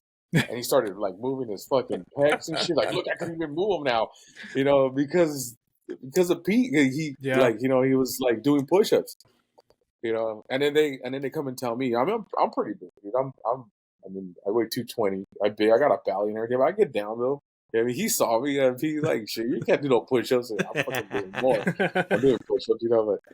But yeah, it's you know, I need to teach everybody. That's man, dope, man. That's awesome. It's like, as much as I get like interrupted, let's say, and asked questions, like I can't sit there and then it gets to a point sometimes where like people are waiting like for me to talk to me while I'm explaining something to somebody else, and they want to interrupt, and like so they're kind of waiting in line, and I kind of got up, okay, next, go, and so I rather them just learn it so they don't have to come to me. So it sounds what you're saying. It sounds that your knowledge or access to you, it's very valuable at this company that you can't gatekeep because it's only going to hurt you in the end, right? Right. Well, I don't even think it's just the company. It's just who Danny is as a director, as a leader, and as a designer. You know, it's not gatekeeping. It's a big thing. Yeah. I mean, that's honestly one of the biggest things why we started this podcast is to share the knowledge, to share the experience, to share, you know, questions and the ins and outs of the industry. Because, you know, when you first start, you're like, okay, I want to do this, or I want to do that, or that looks cool. And then your dreams could get crushed, or you're not good enough for this, or something happens, or life happens, or you move, or whatever it might be, and it's nice to know those answers or those questions. Like those questions are being answered, of just like, oh shit, I never thought about large format printing. That sounds fun. Sounds fun, actually. Again, that's a career path I can take. Yeah, exactly. Like I worked with you, Danny, for like I said, almost a year, and I learned a shit ton. I knew like 2 questions that you asked me. I was like, yeah, I know what a fiducio is. Yeah, I know what that is. And then started designing shit, and I was like, okay, I know what it is. I didn't tell you I know how to use that shit. Okay, there's a difference, right? Like to me, I was like, okay, what could I bring to the table? I bring great graphic design.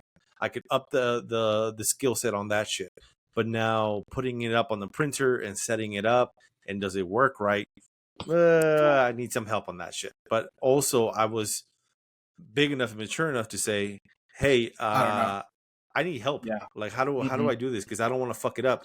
There's a difference of printing something out on a printer that's a little 8.5 or legal or 11 by 17 than it is to put a 4x8 foam board on a printer and fucking that up, because that's a lot of money, a shit ton of money right there. The ink and the time. So I want to make sure that this is right. So I would always ask those questions to Danny. Hey, this is the die line. This is the cuts. Is everything right? And he's like, did you put all those boards? Are they good within that board? You could flip this one upside down and put it over here, and now you could add one more on that board. I'm like, oh shit, I didn't even think about that. I just thought about putting them next to each other. Yeah, that's right. They all fucking fit. So no, Danny could definitely share a shit ton of knowledge when it comes to that. The second thing, hold on. The second thing was on the push-ups, bro. We sit down all fucking day. Yeah. All right. We sit down all fucking day, and you get fat. I get fat. All right? That's true. So yeah. Fucking work out, get that blood circulating, get that oxygen going, and it's also fun. It's fun. It's fun. It's fun if you are competitive, and it's fun if you're already doing push-ups. But it's also fun because everyone. I mean, I'm a big advocate for physical training and working out. A body in motion stays in motion. No, you have to, man. Yeah. Right?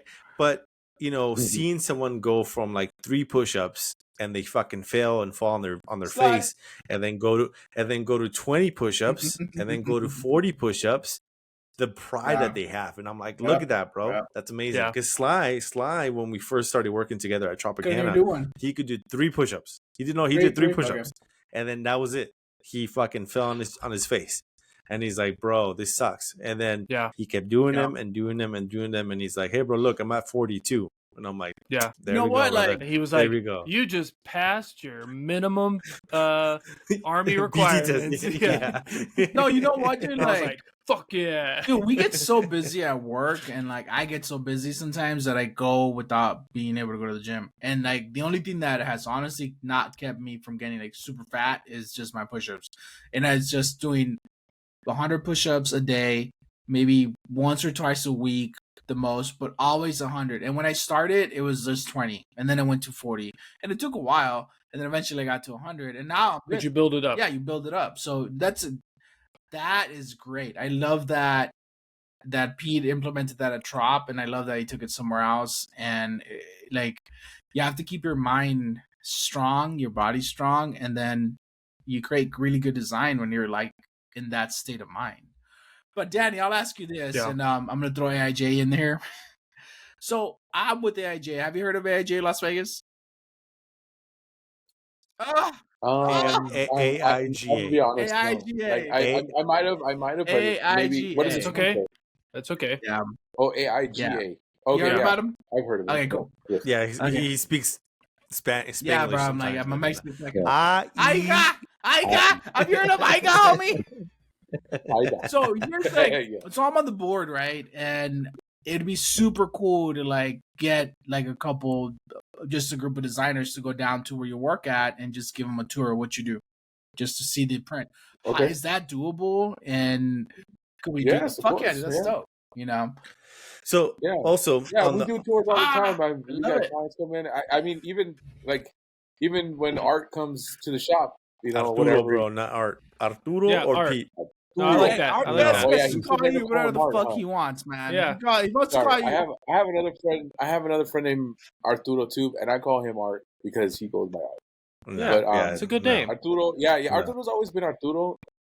I never really call him Pete, but Arturo is Hey, you're the Arturo. guest, bro. You That's 'cause call you him speak whatever you want. Spanish, bro. I like the It's nickname because you you speak gave him. Spanish. Sly, I know where you poop, bro. I know Hey, where you Daddy, poop. if you want to call Okay. Arturo Bebe, go ahead and call him Bebe. Call him Bebe. Whatever you Yeah. want, bro. You're the guest. No, so one of the things too that we do want to do with Room 250 is do like studio tours, agency Mhm. tours, to show the actual work environment. So, one of these days, and I'll coordinate with you, we come in, we record some stuff. That's kind of like a part B of the podcast, is to be able to show those work Yeah. environments, because that's the other motivational part. One is Yeah, I'm hearing pretty this. sure. It's fine. I'm pretty sure it's okay.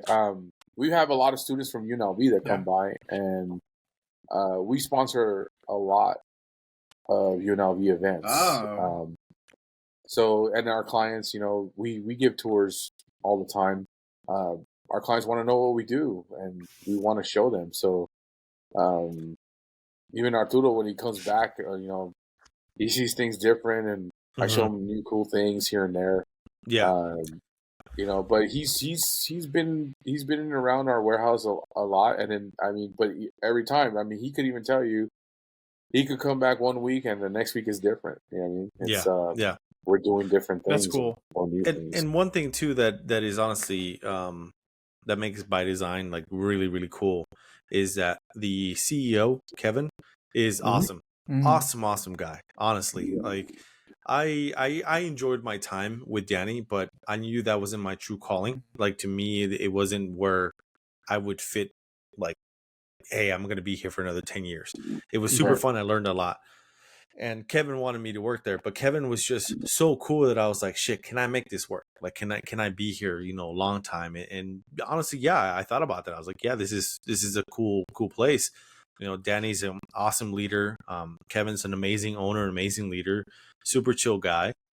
So it's just, that also helps too. Having a great CEO, a great owner, like that's a cherry on the top kind of thing. Being able to run your department how you want to run it, but then on top of that, your boss is cool. He trusts you. You know what you're doing. He hired you for a reason.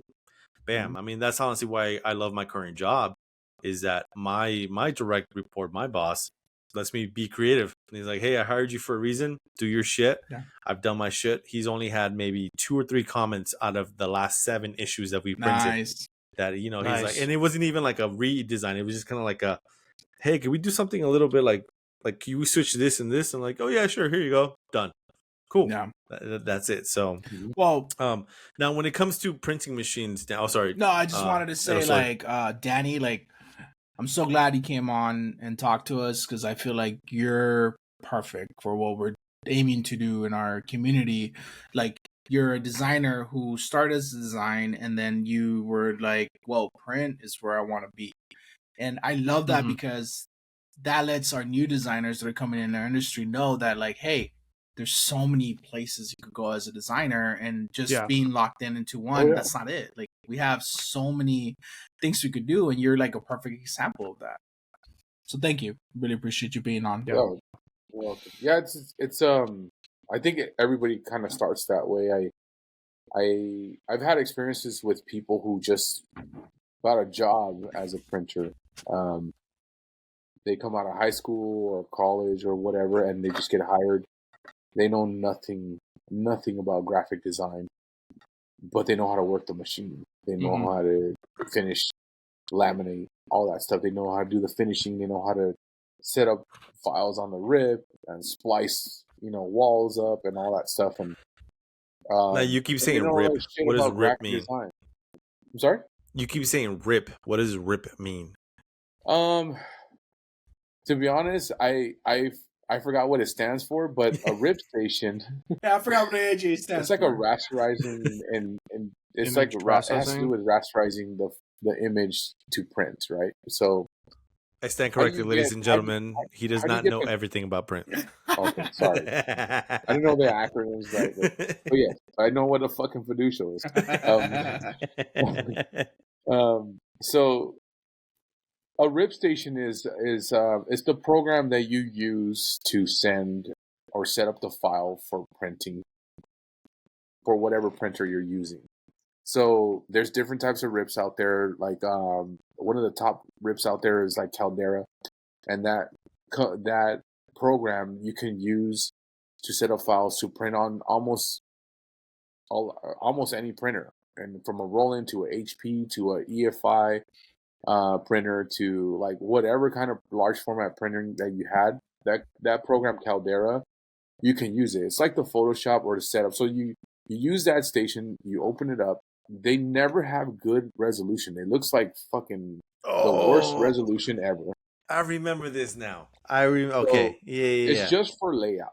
So you have whether it's a roll print, it gives you the width of the roll and to whatever length. And so you already know where you're laying out your stickers or your panels or whatever. But if you have a 20-foot wall, we used to in Illustrator do a 20-foot wall, like at 10 scale, let's say, and splice it ourselves, and then do an overlap for the installers to overlap the vinyl. Because I mean, there's no such thing as vinyl being 10 foot wide, right? So you have a roll that is 4 feet or 50 inches wide, the max that you can print.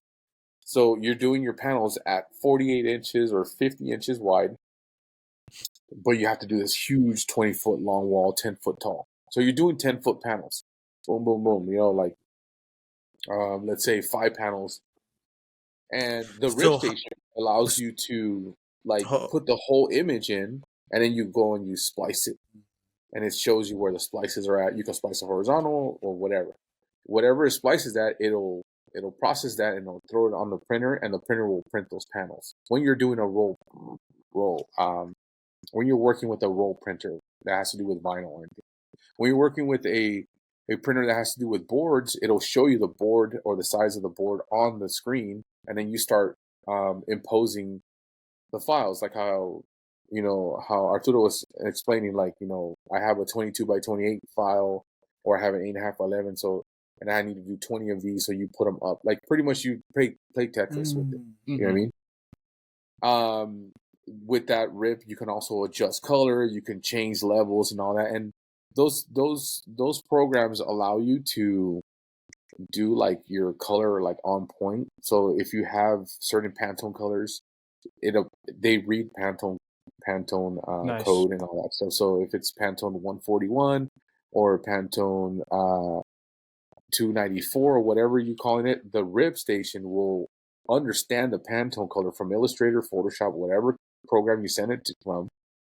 It has to be in PDF format also, because it's coding, right? So it'll tell the rip station, I need this Pantone color to print. And the rip will transform that file into code, and it'll send it to the printer. And the printer will start pretty much printing code, which is your ink. You know what I mean? Yeah. So that's what a rip station does. There's many rip stations out there that come with their own printers. They're usually like Roland has a rip station called VersaWorks, and it's really simple. It's really easy. You know what I mean? You're working with like Paint program. You know what I mean? You just got to know your parameters, your sizes, your marks, your fiducials, your Fotoba marks, your trim marks, and all. You can add all that. You can add the name of the file. You can add the name of the panel, all that stuff. I mean, it just sends the file to the printer, and it rips it, right? It rips it, so it'll process it. It takes about it take anywhere between 15 seconds to 2 minutes, and it'll send the file to the printer, the information to the printer. So that's pretty much what they're for. There's many rips out there like Onyx and VersaWorks and Rasterlink and Fiery and Caldera. Yeah, that's what we use, Fiery, at our job. Right. What kind of printers do you guys print at your job? Well, I run a Konica Minolta off of off of Fiery. Yeah, off of Fiery. So it's just a laser, but we have we have that just internally, and then we have a Ditty press, and then we have a big large format for our newspaper. The what is it? Watch out for that Ditty press. Yeah, that's the medium press. So the press that I run is the small press. We do like, don't press on me, up to 5,000 prints, but those are all like single sheets. Keep that. Whereas like the Ditty, that's a roll press. Keep that Ditty off me. Kind of like what Danny's talking about. but that's like rolling, and you got to set everything up, and you have a bunch of waste that you have to do first, and then off of that, then we go to the newsliner. What? Oh, Yeah. damn. Yeah, I What, didn't know that's you pretty were much that. what rips do. One thing I always wanted to know is how the web presses work. I've seen a few web presses print. Mm-hmm. I've always wanted to go to the review journal and check it out too. So Yeah, come on if by. that's even I able can, to, yeah, Danny, get you into the department. wait. Danny, if you There you Danny, go. if There you go. join the IGA, Sly's gonna do a tour, and you could join us. And then the best thing about joining the IGA is you can tell your boss to pay for it, and they can write it off. There you go. okay. Yeah. Or you could just go and Sly will hook you up. Yeah. Okay. Stop hating. Just be fool. careful because we're looking for press operators, so they might scoop you up. They're gonna fucking poach you, bro. Chop. Yeah. Yeah, he needs 6 figures. So Yeah. I don't know just, about that. just a heads up on that one. Well, Yeah. Sometimes Yeah. it's not in the yeah. um, No, I Their hear you. budget. it's not but, available in the budget. Yeah. Danny's So like, I want to ask you, what is? Oh, Go ahead, Martin. Danny's like, bro, I'm high end. Okay, I'm high end. Yeah. No, Hey. eventually I do want to branch out and have my own machines and all that stuff. Mhm. oh shit, you do. What would you that's What my would you goal. get for your machines? What would you want to Definitely buy? a roll printer, a Roland VG3 or VG2, which is they're just like standard roll printers, vinyl printers. Mm-hmm. You do a lot. You start off with that, and then I would move on to like flatbed printers that would allow me to print boards and stuff like that. You can still do a lot of cool shit. You can still buy a fucking foam board, print a 22 by 28 on vinyl, mount that shit on foam board, and then here you go. Here's your board. Here's your sign. I mean, it's a little bit more work, but it's still doable. You can do all that stuff. You can do stickers. You got guys on Instagram selling 100 stickers for $29.99. I mean, that's 30 cents a sticker. Laminating and all that shit. All right, think about how many 3-inch stickers you can fit in a 12-inch by 12-inch square. You'd say like 9, right? They're selling those at 30 cents a piece or 33 cents a piece. That's it, right? But you're actually printing it and mounting it and all that shit at like 12 cents. So you're making money, right? But now you're doing 100 of them in like a square footage of like 6 square feet, right? For 100, it costs you 20 cents. That's $120 $20 for you to print that, plus your labor. So $1.20 versus like $30. I mean, the markup is there. It's like 10, 20 times as much. But when you're doing cents, you're like, that's not a lot. Like, Yeah. literally, it costs me $5 to do 100 stickers, but I'm charging you $30, so I'm making $25 profit. But how many fucking stickers do I have to print?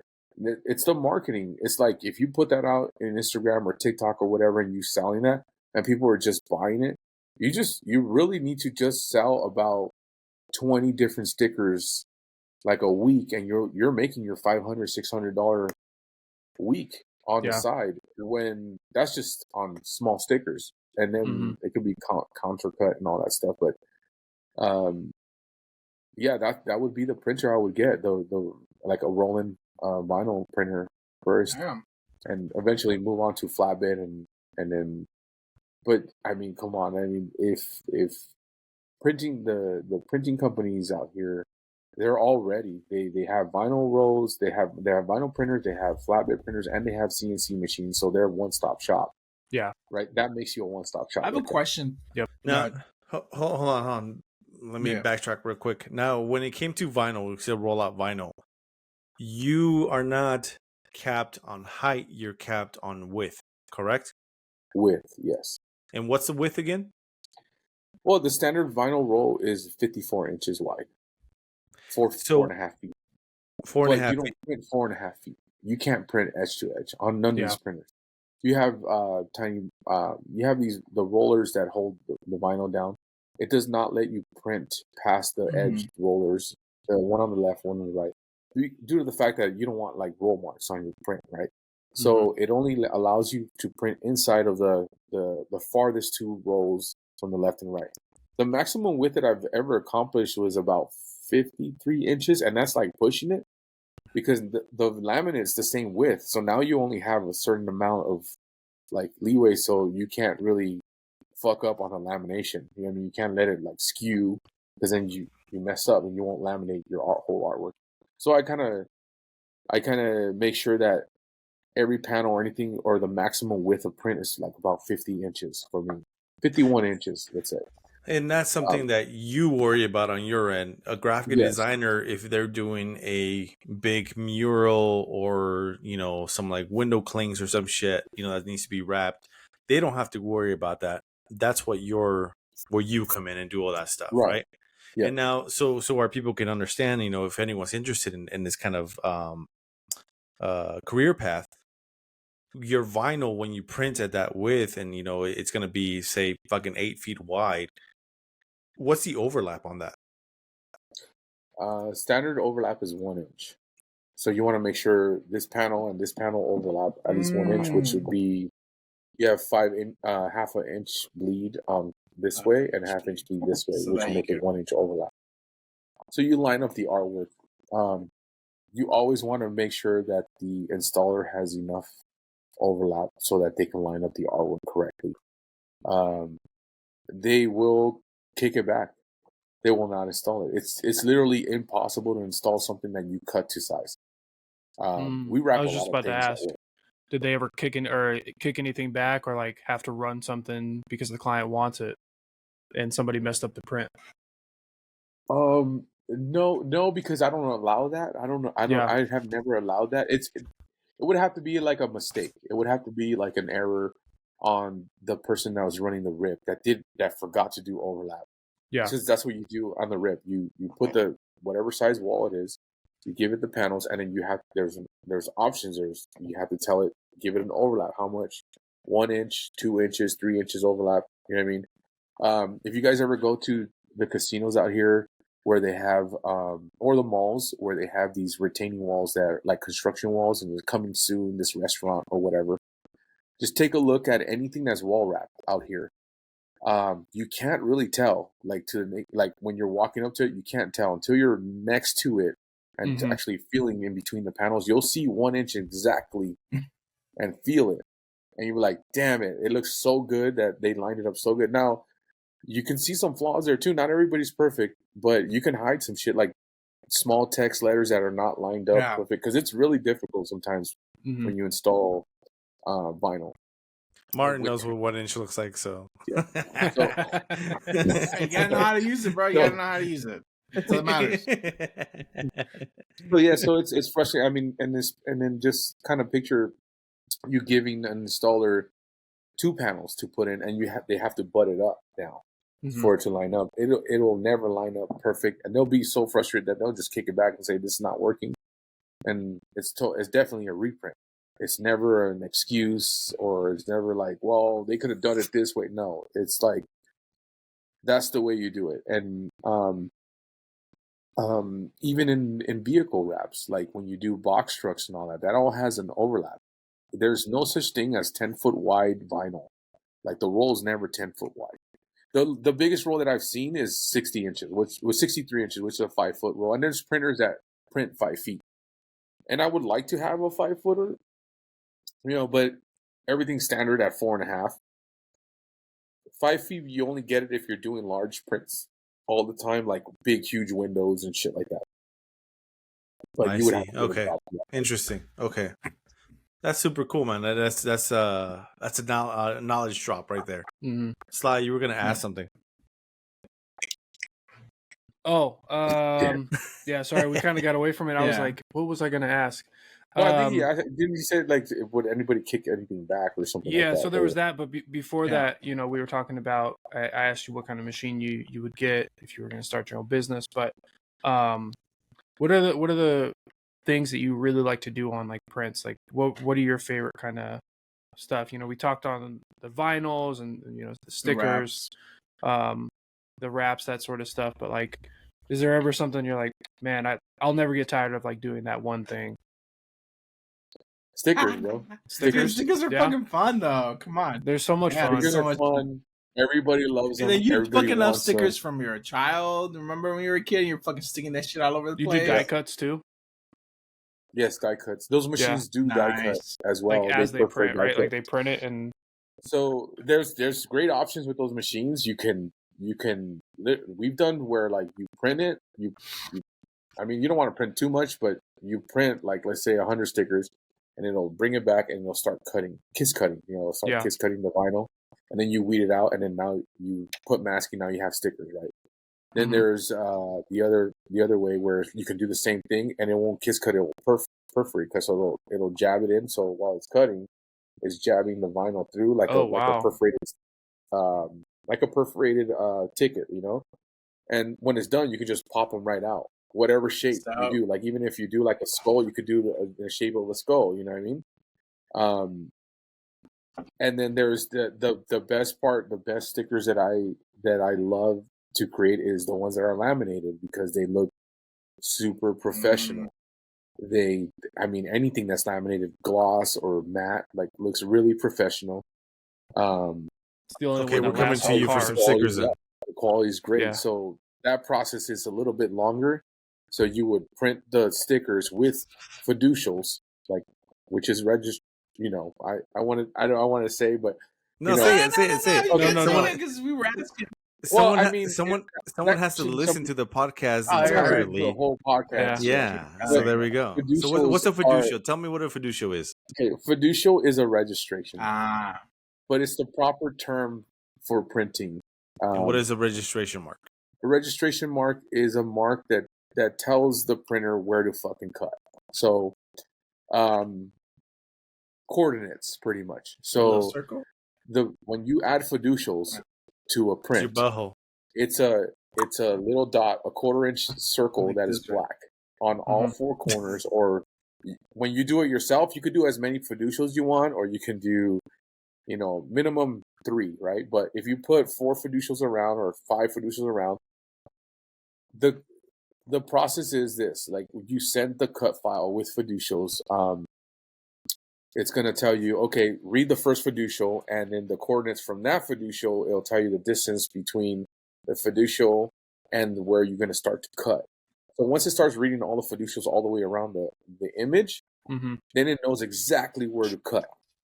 And you will never miss every time. You'll know every time where to cut it. So when you're doing stickers that are laminated, it'll print it with fiducials. Then you have to slice that sheet off, go throw it to the laminator, laminate it, and then you bring it back into the machine and you load it. And then the machine has a little laser eye that reads the fiducial. And on the rip, you just tell it to cut only, and it'll read the fiducial. It'll come and read that fiducial. It'll scroll down, read the back fiducial, and then the other back fiducial. And then it'll scroll back to the first cut, and it'll start cutting. Kiss cutting, perf cutting, wherever you told it to cut. Oh, It'll nice. tell you. So it sends the coordinates to where it needs to cut through. And then that's how you get die cut stickers. There's many other machines that you can print first, laminate, and send it to a CNC machine or pretty much a digital cutter. And there, they will cut it there. So you have somebody that's what we do with wood, with foam board and all that stuff. We want to cut fucking Michael Jackson standing up or whatever, you know, those cardboard cutouts or whatever. That's what they do. They print it on a board printer with fiducials. They send it to the CNC machine, and the CNC machine has a rip also. And then you highlight the fiducials, you tell it's fiducials, and it knows where to cut the fucking die out. You know what I mean? So it's pretty awesome. I mean, that's why, like, I don't know. It's kind of like every time somebody sees the process going, like, you can see like the discovery in their face, I guess. Like, that's how they do it. Like, you know, like, you get, exactly, Martin. Like, you get that face, like, whoa, like, you could do that shit. Like, that's how you do this shit. I mean, I know Arturo said that shit many times. Like, that's how you do that shit. No, holy shit. No, it is. It's super fucking rad. Like, again, I go back to that Starbucks Christmas tree. Oh, he's got the good right there. He's got the old man pipe. Oh shit. Nice. He's got the captain's pipe. I need to get one of those. Good. You know, again, I go back to that Christmas tree. I remember seeing that Christmas or a similar Christmas tree the year before. And, you know, you walk by it. You're like, whatever. It's a fucking tree. It's cut out of wood. Looks cool. Yada, yada. But then the next year seeing it, I remember seeing that shit getting cut out. And now I see it on display. I see it in the wild. And it's Magical. like, oh shit, I know what went into that. I remember seeing the fucking die line of that shit, setting up that file, seeing it on the board. I think it went through like 4 different boards because it kept cutting in half, or something happened on one of the little swirls that it was doing, and the board would break.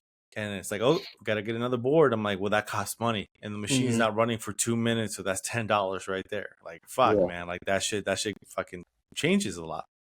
But then seeing everything, right? Just seeing a little thing, seeing a big number 2 being made, seeing a food truck being wrapped, seeing a cloud being formed and for a show, you know, measuring shit out and then having to wrap that stuff up. It's crazy. You take a different appreciation for printing. You know, I big think time, that for like sure. our society doesn't really. I think that when we see stuff like that, like what you just explained, like a cardboard Christmas tree at a Starbucks, right? Our society It was wood. Oh, it It was wasn't wood. cardboard. Sorry, It was yeah. wood. Our society doesn't really appreciate that. I feel like a lot of times, like they just see, oh, cool Christmas shit, whatever, you know, move on. It's like a print, whatever. It's not that big, but like this, talking to Danny here, like has made me realize that, like, dude, it's still a craft. There's still a lot of humans working on this. A designer designed that. Before the designer, maybe somebody, the creative director, had the idea, or the strategist had that great idea. Like, hey, let's make this Christmas tree. Okay, cool. What's going to be the design? And then somebody goes out there and sketches a bunch of ideas. And you know, they sketched like maybe 5 or 6, up to 100. I don't know. You know, every design agency or it's different. And then it goes to the print guy. It goes to Danny. And now Danny has the job to make this vision of the creative director and the designer come to life. And I don't think we appreciate that because we see that like, oh, it's print, whatever, soulless. But no, this has made me realize that no, there's a lot of shit going into that print, a lot of shit going into that Christmas tree. And I think we should take some time when you go to Starbucks or anywhere when you see something that's made out of print or whatever, and look at it, appreciate it, and know that a lot of hands and a lot of humans touched it, and give it a little bit of love. Yeah. Well, I mean that's one of the things, just in general, as our career path here as graphic designers, we touch a lot of shit in general, right? And you know, there's a lot of tools out there that people who are not designers that get to use, like Canva and stuff like that, and it's great. I mean, I've used Canva myself, and I'm like, holy shit, this is awesome. But yeah, good design gets ignored because it's good design. It's out there. You just walk right by it. Oh, that looks cool. You don't give it a second thought. Yeah, and you're done. Bad design, different thing. Bad design, you look at it, you're like, what the fuck is this? Yada, yada, yada. But still, there's a designer that put that shit together. Exactly, yeah. You know, I mean, even like the brochures for like La Bonita or Albertsons, there's a designer that had to lay all of that shit out. There's a photographer that had to photograph that food. There's a pre-press guy that had to make sure those files were good. There's a distribution guy that had to distribute that. So it's crazy just when you really think about it, of everyone that's involved in just one little thing. But when it's good design, we just walk right by it because it's good. You know, you're like, oh, that's cool. Keep because on, it's supposed to be that way. Yeah, exactly. It's supposed to be good. Yeah, it's supposed to be placed perfect where it needs to be at, and that's why you walk right by it. But I mean, I'm pretty sure you guys admire. Oh, we do. Yeah, we're designers.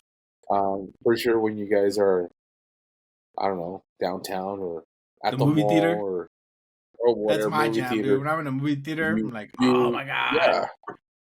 You check out all those movie amazing. posters, and you're like, wow, that's amazing.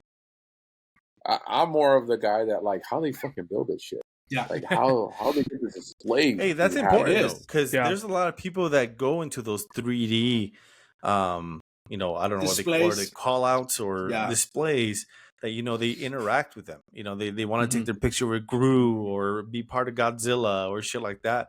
And that's appreciated. You're like, oh yeah. As a graphic designer, I look at that. I'm like, oh, it's just a die line. And then that's it. But it's like, yeah, you got to think about the fucking print process, the cardboard, Like Yeah. How how are they much, going to how much install it?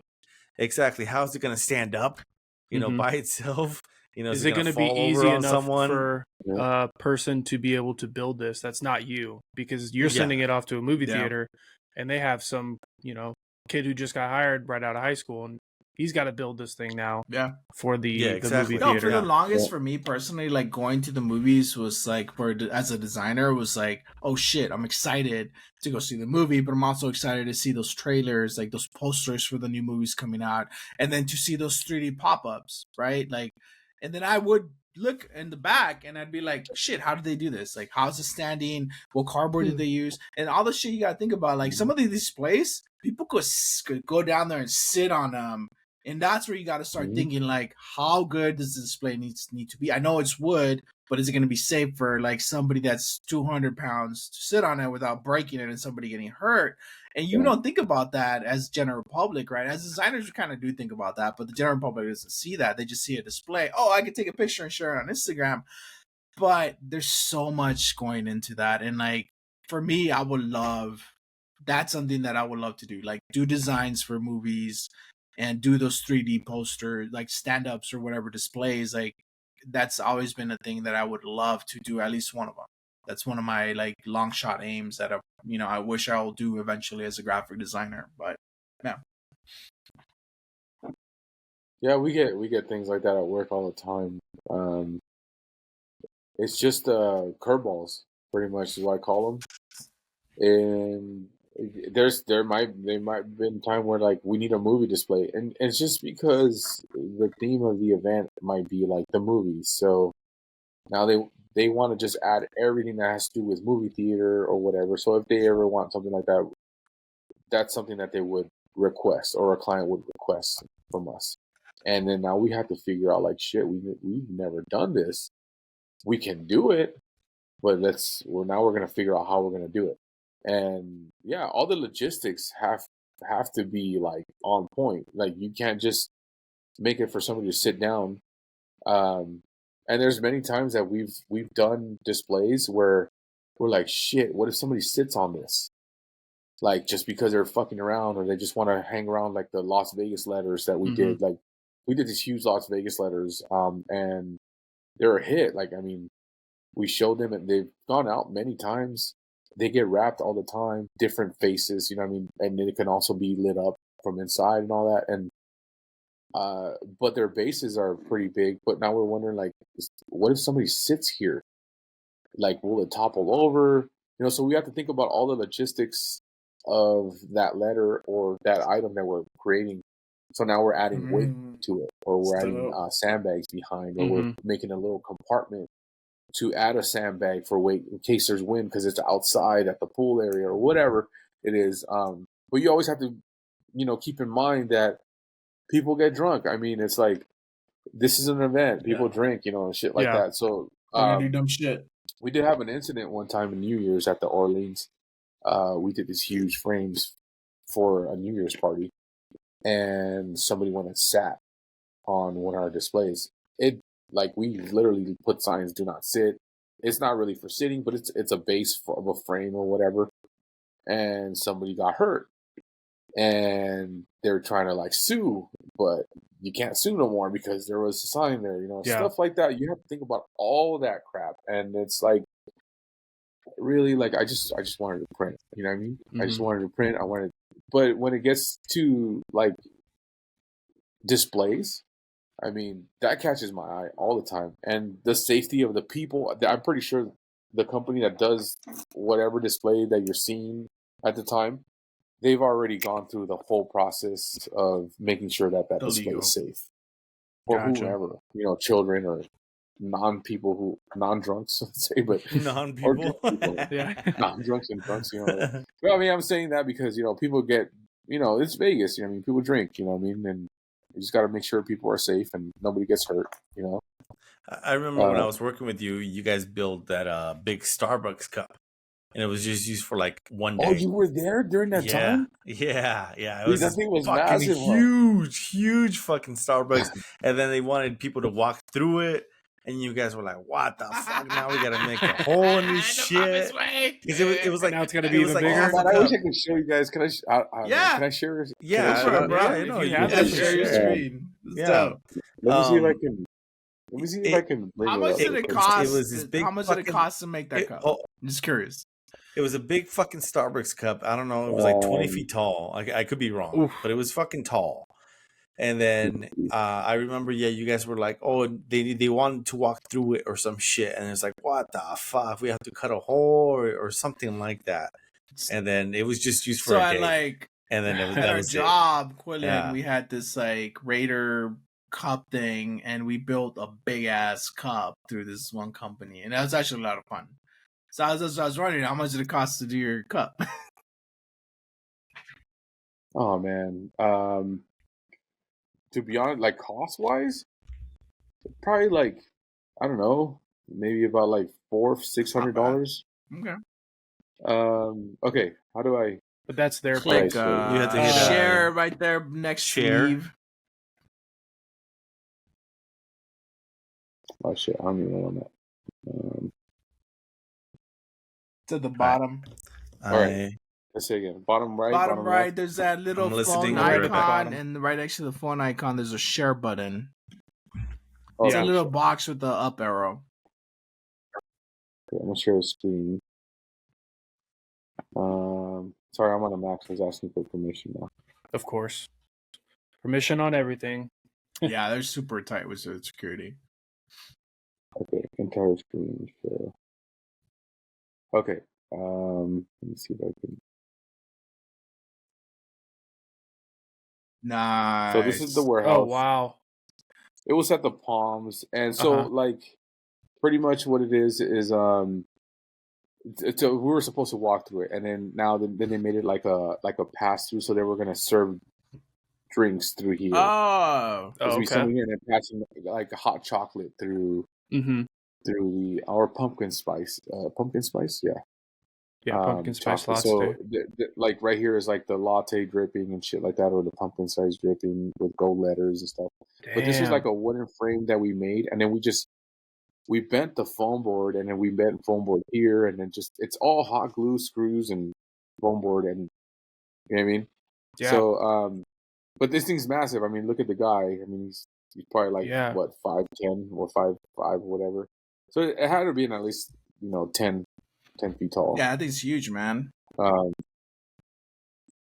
Here's like I don't know if you guys can tell, just like during the build. Damn. That's Yeah. dope. Oh, no, And what are you guys laying this out? Like when you guys are designing this? You guys know that I've actually worked on it. That's me. Oh shit. That's me right there. Like, that's you me right supervising there. the So, shit. That's me making sure the shit gets done correct, but yeah, Yeah, man, like I was we gonna do a ask- lot of cool fun stuff. How are you You guys know, like coming up with the dimensions on that? Like, are you coming into like a 3D program and building that out? Like, oh, this has to be, let's say 20 feet tall, and we're gonna put the hole in the middle. How are we gonna cut this out? And it's gonna be a round shape. So we have these great guys in my creative department. They do 3D rendering. They do a lot of okay. SketchUp. They do a lot of 3ds Max. Mm-hmm. And these guys are our they pretty much anything that we decide to dream of, like they pretty much put it into real life, and so we use a lot of these programs to bring it to real life. Like SketchUp helps a lot. Yeah. SketchUp like gives you a lot of great dimensions, and so it helps us build things. So we can put a cup in SketchUp and then get the dimensions and get the feel of what is needed to build this Okay. a massive cup. Let's say, right? That's cool. Excuse me. So anything photo op of a food truck facade, a little living room facade or whatever photo op facade that you want. They pretty much create it in the 3D world as close as possible, and then we bring it to life. it helps a lot when you do create in SketchUp because that gives you precise sizes. Mm-hmm. So then from there you can export to Illustrator or to CorelDRAW and create cut files for the CNC that helps framework for these giant builds or these massive builds that we do. And then we just dress it with printing, whatever kind of wrap or vinyl or design goes on the white surface. We create in the print room, and then all that program comes together and all that stuff. Depends on what it is. We've done some great stuff. I wish I could show you guys everything, but I'm pretty sure I don't have permission to. Yeah, confidentiality. No worries.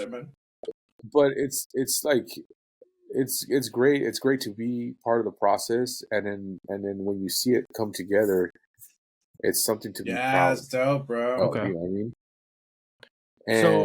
And then it goes out for 4 hours, and then it comes back and it goes in the trash. Yes. Hey, but you got to take the pictures with it, You got to take the pictures and keep the memories. Yeah. Yep. There's certain things that we keep that like that are very like they're re-rentable or reusable. Yeah. But sometimes they're one-offs, and they're great. Like that cup came back, got chopped up, and recycled. So there's no need for that. There's no casino that's going to keep that prop. Yeah. You know what I mean, they don't have space for it. We don't have space for it. You know what I mean, our warehouse has their fair amount of props, that go out, and then we create huge builds, and then they never go out again because they got purchased for that thing only. Yeah. And there's no purpose for anything else. Yeah. So it's like a hard drive. There's only so much space for everything, right. And you're not going to keep every iteration of every save file for everything. But you mentioned recycling. Do you guys recycle a lot of the shit that like you create that's not going to get used and reuse it? We recycle a lot. Yes, we try to recycle as much as we can. It's most of the stuff that gets thrown away is just like they say like not trash, but like all the extra stuff, all the extra pieces of board and vinyl that we use. All the waste that we don't use. But we do recycle. We do try to reuse things, and we don't try to throw things out as fast. Things that we love, like as employees of the company, we think that we can repurpose that for something else, and we end up doing that as well. Yeah, stuff. Because and people fall in love with it too. People at work fall in love with it, and if they find out that it's going to go out, like somebody always like, oh, I want it. Like, can I purchase it or can I take it? Or, you know what I mean? And as much as we try not to like give everything out, it's still good to see that people still want it. You know what I mean? No, people still want something like that. Like we have Tom Cruise and Pierce Bronson somewhere in the warehouse and shit, and just chilling. And, we have freaking a Demogorgon. That's pretty dope. Back there. Demogorgon. That's cool. Of like Demogorgons, like stand up, people take pictures with them and stuff. There was one time where we built a Burning Man, a miniature version. I mean, this motherfucker was like, I would say like 18 feet miniature. Tall. But it was purchased by a company. We built a small version of the Burning Man, and then they never used it. So we kept it for about a year and then threw it away. They never used it. I actually, as a joke, I printed the head of the Squid Game fucking doll, the big doll. Oh yeah, that girl doll. I printed that, and I put it on the freaking Burning Man head, and then we took a picture of it. It's hilarious. And my boss took a picture with it, and that's funny. It was just. It was trash, I mean, they threw it away. We repurposed the wood, but they threw the rest away, and unfortunately, the company didn't need it. So, but they purchased it, so how do you it was not lost. How do you feel about like big companies like this buying and purchasing the stuff? And it's a paycheck and it gives your company revenue, but the waste that goes into also the dark side of our industry. I mean, I worked at events once before By Dzign, Mhm. and actually right before By Dzign, So, and I was actually kind of grossed out by like the convention um Waste. waste. Like it was carpet that was just used once and Yeah. then thrown away. George curtains. I mean, everything. To me, it was just like, holy shit! Like, Gross. how can we use this for like homeless veterans or homeless people or just anyone that needs a home right. or Especially carpet. like Like, single wow. containers or carpet. Like to me, that was it felt like just Wrong. Yeah. gross, Gross. and wrong. Right. How do you feel about that? Like Um, me, I don't think that they should technically throw like carpet away or carpet padding, things that you can use like red carpet. We hold a lot of red carpet in our facility because they like to do a lot of step and repeats and red carpets, you know, in Mhm. the stanchions and stuff like that. So we reuse it, vacuum, all that stuff. But um, like conventions, it's mostly people from Mhm. out of state or out of the country that do that because they need a place to show their product. And the other large companies that do take care of the convention centers or own convention centers, um, they're in charge of providing that, providing walls, providing lighting, providing whatever the client is paying for. And they're paying hundreds of thousands of dollars for these booths. Um, some of them might be, 50 grand, some might be 75 grand, but to fulfill the client's needs, that's what they do. And since they can't take the damn carpet Yeah. back to wherever they're coming from, Mhm. or they can't take their display, they purchase a waste fee, and the company throws it away, and either they recycle it or they just throw it away. But every company here gets paid for every type of move.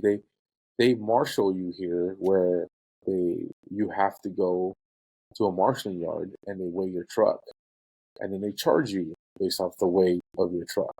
oh shit, I Depends on didn't how know much that. pallets you Wow. have in there and all that.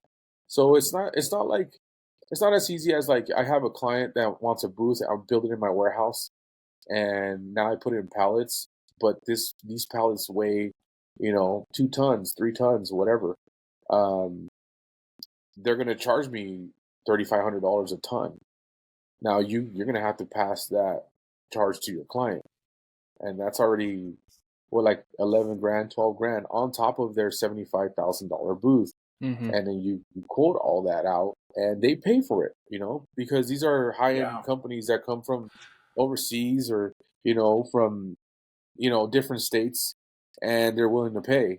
Yeah. So they just want to be able to come here, show their items, Leave. and then they want to be able to get And back not on the worry plane I about it. and think fly that home Yeah. and not worry about That reminds me of I had a buddy, he used to work conventions, and I don't remember who the company was, but they had like a 45 or a 50-foot Optimus Prime, and they were ripping out, right? They were done with the convention, and my buddy goes, "If you could get a flatbed, I could give you this Optimus Prime. You just take it." And I'm like, Yep. "Oh," I had my roommate at the time. I was like, "Dude, how can we get a truck in an hour? Like, we need to get a truck, a flatbed in an hour, so we could get this fucking big ass Optimus Prime." And I tried to get just the head, but they're like, "No, you have to take the whole thing." It didn't happen, so it kind of sucked. What's been one of your favorite like clients that you've worked with that you've helped like build a booth for? Um, shit. To be honest, there's fun booths. There's a lot of fun booths, and there's some kind of mediocre standard shit that Just your fun one. What's we just sold. But one that stands a out? fun booth that Is that we've done Viagra? is Lots of free samples. There's a company out there called Shipped. Shipped. Yeah. Shipped, yeah. They're like a courier service or like I want to say like a Uber Eats. They're up and coming. SHIPT. Yeah, PT. Yeah. And their booth is pretty fun. Their colors are green, different shades of green, and they're fun clients. They're great clients. They're appreciate of everything. They come in and we set up their booth and tear it down, and they love it every time. And we're grateful for them because their booth is probably one of the funnest booths because it's always different. And This episode is brought to you by Shipped. Ship station. Yeah. That's Sip Station. Yeah. those are cool booths. Then we've done we've done different activations like at Area 15. They're also fun people to work with. But we kind of want to when it comes to like exhibit booths and all that, it's mainly standard stuff, like walls and stuff like that, and meeting rooms and shit like that, and carpet. But you come across those fun booths that just look like you could tell that the time was taken to create something cool for that, to catch your eye. They have soul. And yeah. So yes. Like you go to a convention, like I don't know, have you guys ever been to like a design convention or a print convention? Actually, speaking of design convention, real quick, Designer Con will be here towards the end of the month. I'm not sure if you're familiar with them. Look at They that. went from let's look that up. Designer Con. They moved from California. They moved their headquarters here to Las Vegas. So are you familiar with them, Danny, or no? No, I've never been to So Designer Con is like a big design convention, like toy boxes, packaging. It's all about design. It used to be in Anaheim or LA, San Diego, one of those three. But they moved their business That's November. here. We actually talked. Okay, November so there we go. 15th November through the 17th. And it's gonna be a big thing. So like again, like that's one of those things, like Designer Con. I forgot what the question was, but yeah. We're a little buzzed now, bro. I got we've been to any conventions. Yeah. Oh yeah, convention. I went to the G2E. I mean, yeah, Martin's been to Adobe Max. AIGA. I've been to SEMA. Sly goes to AVN every year. Of course. Actually, it just one that you probably went to, Danny. Did you go to the Printing United one that was here? Yes, that one was really United cool. That comes here, yes. We go to the Printing United and the ISA convention because ISA has a lot of lighting, like a lot of LED and signage. Lighting. Printing United shows and displays all the printers, like some freaking cool ass printers. And every year is something like immaculately crazy because there's printers out there that print like a 4x8 sheet like in 30 seconds, and I was like, "What the fuck? What? Like, what do you do like to get this machine?" But then you start investigating, and you're like, "This is a brand new machine from a different company that they're showing it off, and it looks great, but then there's people that actually have them, and they don't have great reviews. It's really expensive, stuff like that, right?" There was this one machine we went to at Printing United. There was a container size box, like a 16-foot wide container size box. And then this, like, everybody was gathering around. There's this huge booth, right? And then, like, you see this huge crane come up, like just this huge hand comes up and picks up a board, like a foam board, and then puts it on the table.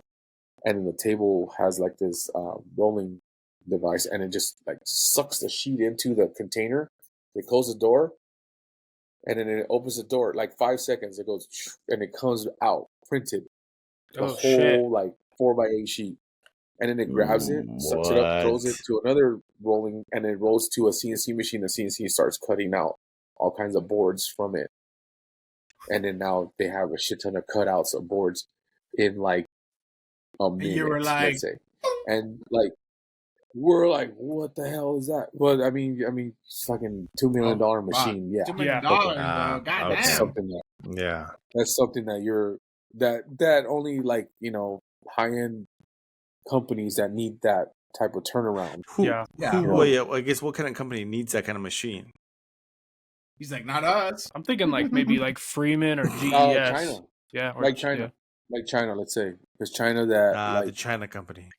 China that that print shit for Temu, like you get for like fucking 5 cents. Okay. Yeah. That makes sense. 8.5 by 11 sheet of a pond or whatever for fucking $1. Okay. Like shit like that. That's what I'm thinking. I mean, because to be honest, I mean, unless you're printing a shit ton of casino propaganda or whatever, like there's no need for that. Just more like that's a novelty item then, right? The convention, like show off. Yeah. there's cool machines too that like our flatbed printers. Like we have a flatbed printer that not flatbread but flatbed printer. Um, The flatbread and pita. it's I got that. flatbed. Fucking hungry. We They, get we get. it's a 8 foot by 10 foot flatbed, so it prints. You can print 2 4x8s on it at the same time. It takes its time, you know what I mean. It's a 20 to 25 minute a sheet, you know what I mean, which is cool. But this other machine prints this. It kind of looks the same. It has a bigger head and all that stuff, so it will print that sheet in 30 seconds. Wow. So something like that could Mhm. help my industry or any printing company that needs quick turnaround. You know, when I worked at the printing company in Chinatown, and I worked night shift when conventions came that were like CES. CES is one of the biggest conventions here in Vegas, and people come from all over the world. They get here to their booth and they're like, shit, where's my fucking sign? And where's this sign? Like, it didn't come in the pallet. Like, who can I call here locally to get it done? And that was one of the first companies on the list. Mhm. So I'd answer the phone at 2 a.m. I'm like, hi, how can I help you? And like, hi, I need a board. Like, can I get this printed? And I'd be like, sure. At Send 2 me in the the files. morning? 2 a.m, bro. Because show Wow. starts at 6 a.m. or whatever, 8 a.m. So they needed it like then and there. And can we pick it up tonight? Like, yeah, you can pick it up tonight. And we would print the boards and flip them within like the hour and tell them they're there. Dude, you they're don't done. like Now, these guys that come for CES, bro. Like they're so desperate if their shit's not printed that they'll go to like wherever the fuck they'll be at, like FedEx or whatever, trying to print shit, right? So if they Yep. find him, they're gonna pay whatever the fuck they like, whatever you charge them. They're like, yes, take my money, I don't care, because these guys represent the company and the company's willing to pay anything.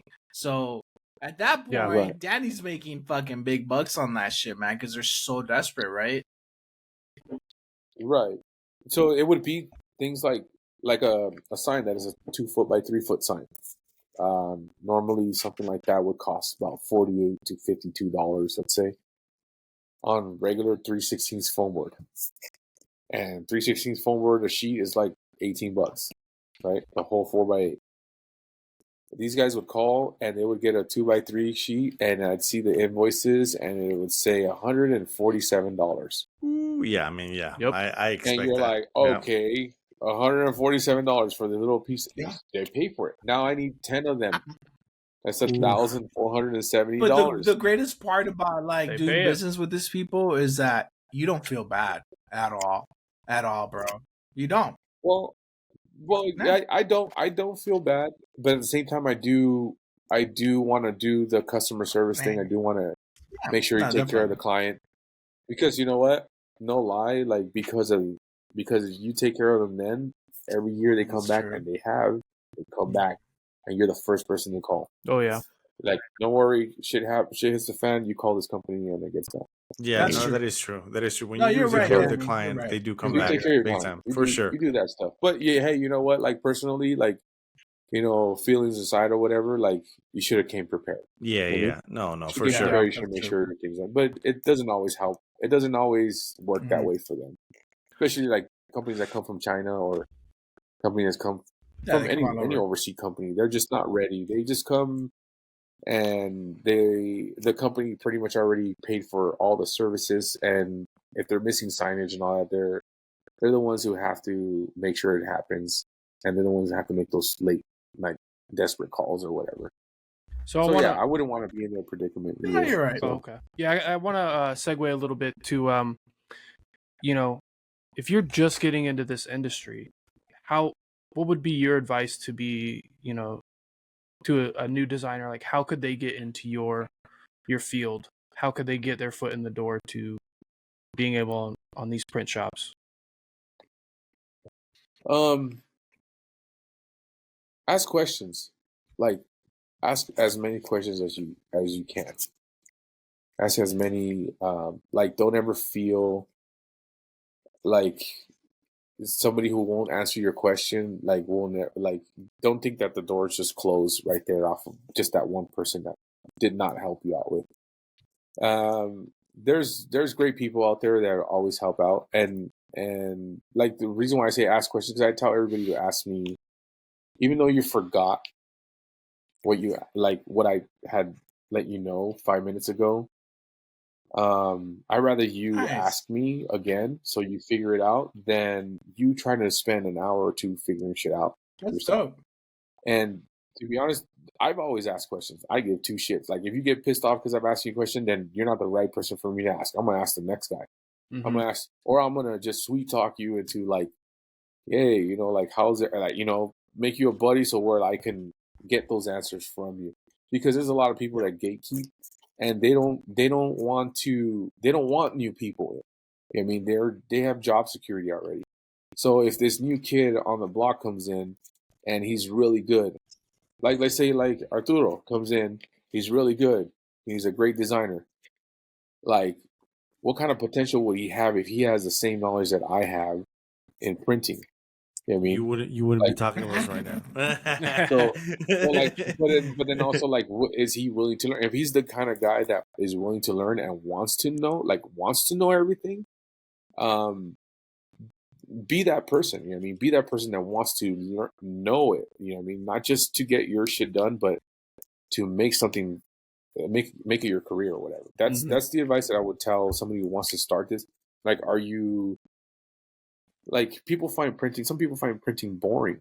You know what I mean?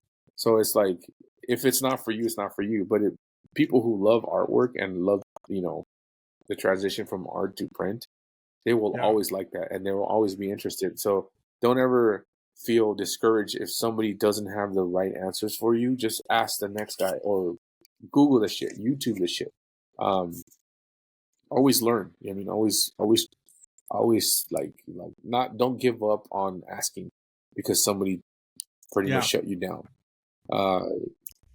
And learn the fucking pen tool, dude. That's it. You know what I mean? Oh, he's a big Learn the advocate pen on tool. that. Huge The advocate. pen tool is your tool. key to your success in graphic design, I think, and like in printing, let's say, right?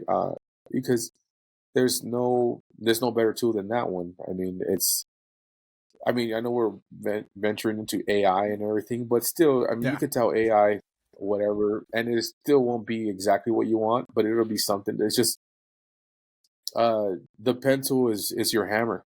You know what I mean? Is your hammer and nail. And I've told all my pre-press guys and all my graphic designers, like, if you don't know the fucking pen tool, go home and practice, because like, you're shit. You know what I mean? If you don't know the fucking pen tool, I mean, you have to be able to trace. You have to be able to draw something. You know what I mean? You don't even have to learn how to draw. Like, you don't even have to be an artist. Trace. As long as you can control the pen tool, like, you got it. You can cut anything, you can trace anything, you can, select anything. And that's one of my main pet peeves, is when people don't know how to use the pen tool. And you just eventually get faster every time. So I don't know, Arturo knows my guy Adrian at work. That kid, he was an intern with me when I started there, and he didn't know the pen tool. I mean, but this guy's a 3D major. You know what I mean? So like, how do you not know a pen tool in 3ds Max or SketchUp? You know what I mean? You have to be able to do that. You have to be able to control the mouse. And I made him trace SpongeBob. I go home and trace me SpongeBob, save the AI file, and then bring it tomorrow, and tell me how long it took you to trace it. And he did. He brought it back. It's traced. It wasn't perfect. I go, how long did it take you? He's like, I don't know, like 20 minutes, 30 minutes. And I was like, it should take you like 3. Shit. It should take you like 3 20 minutes. minutes? Yeah. Wow. At most, like 3 minutes to trace a SpongeBob, Like, like a vector just the format outline, straight though? SpongeBob. Just To the outline, outline not it. Yeah, all the just the outline. details and shit. Yeah. No, just to trace the outline. So I go, okay, well, keep practicing.